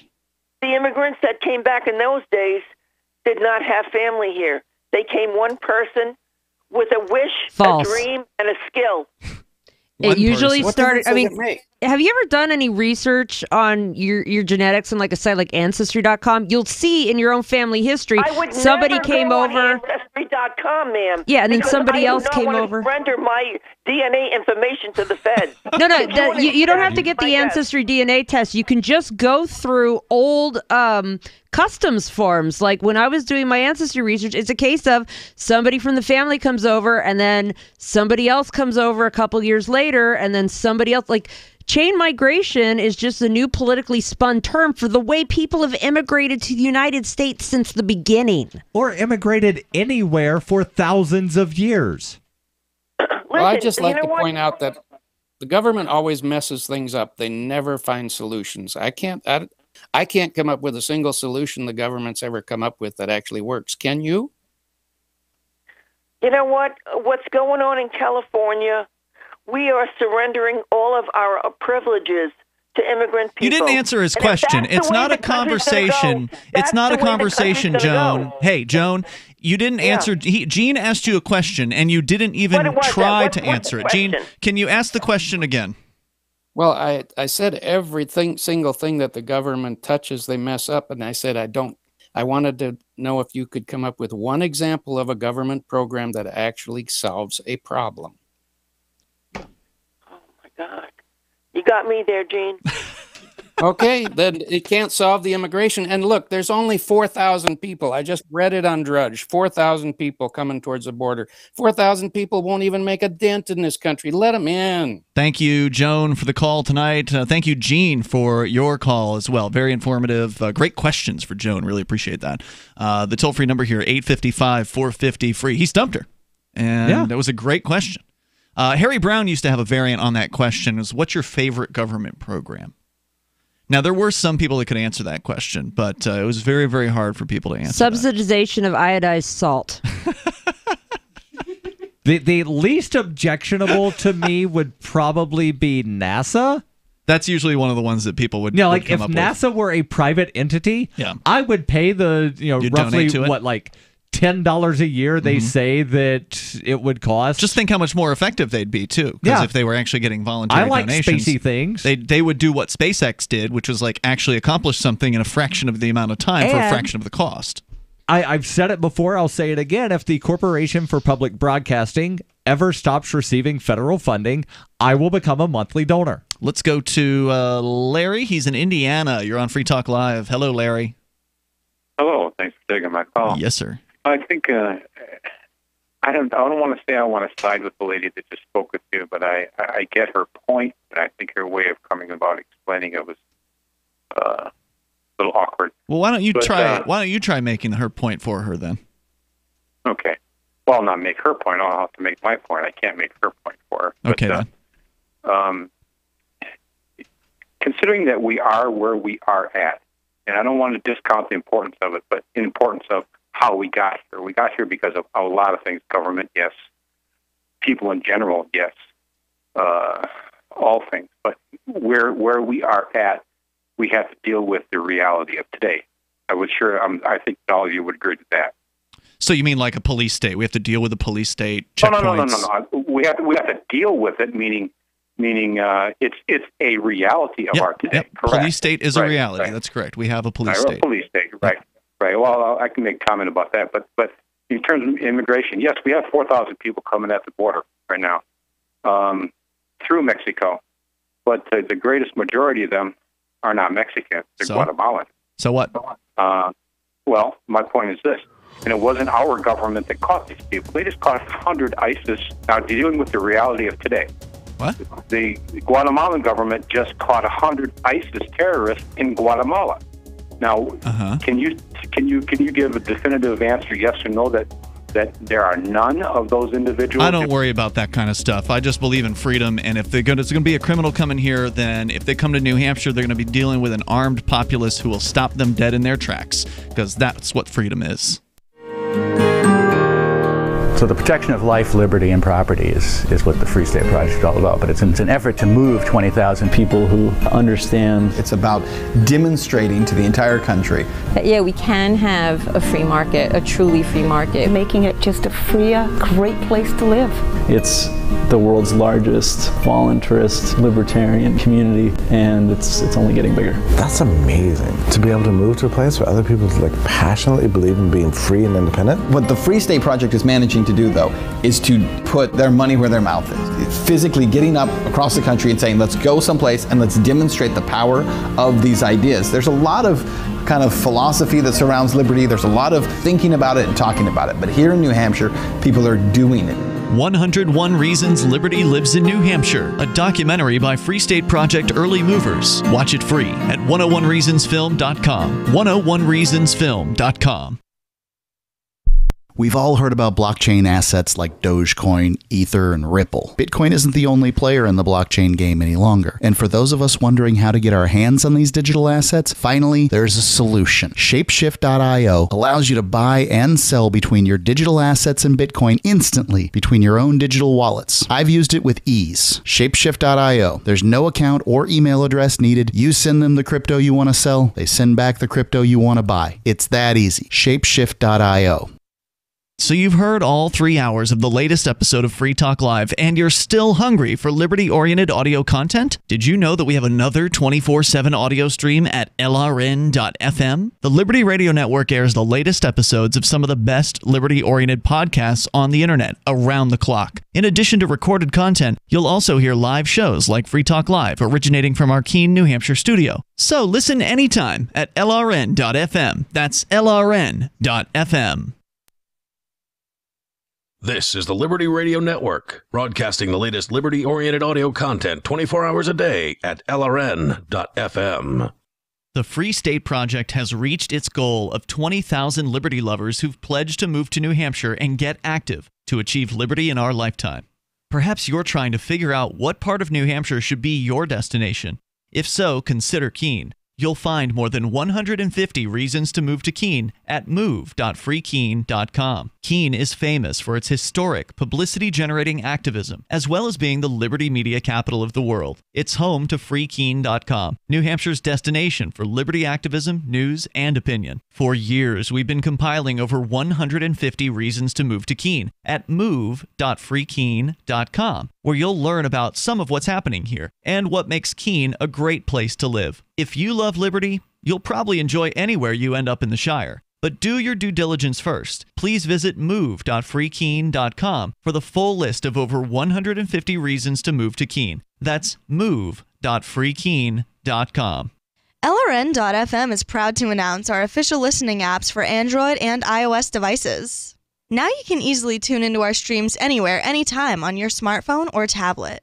Just visit apps.lrn.fm or search for LRN.FM in the Android or Apple app stores.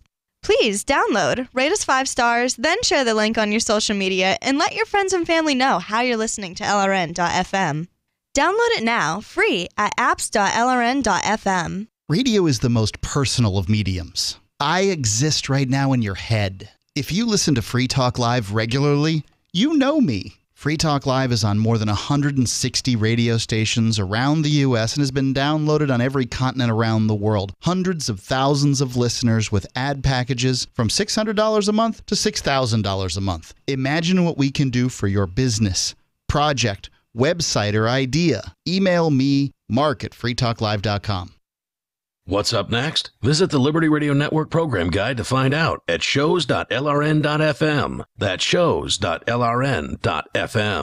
The latest episode of Penn Sunday School is next, here on the Liberty Radio Network at lrn.fm. Download it and listen to more at pennsundayschool.com.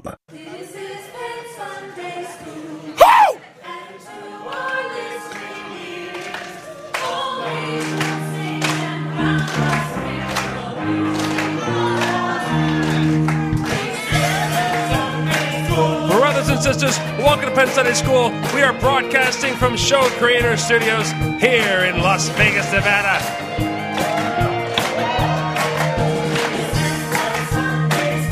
This is our second live episode recording here at Scoop Fest 2018. This is the Matt Madden's Ice Cream Social Invasion of Penn Sunday School. Here he is, preaching the love, Penn Gillette. Preach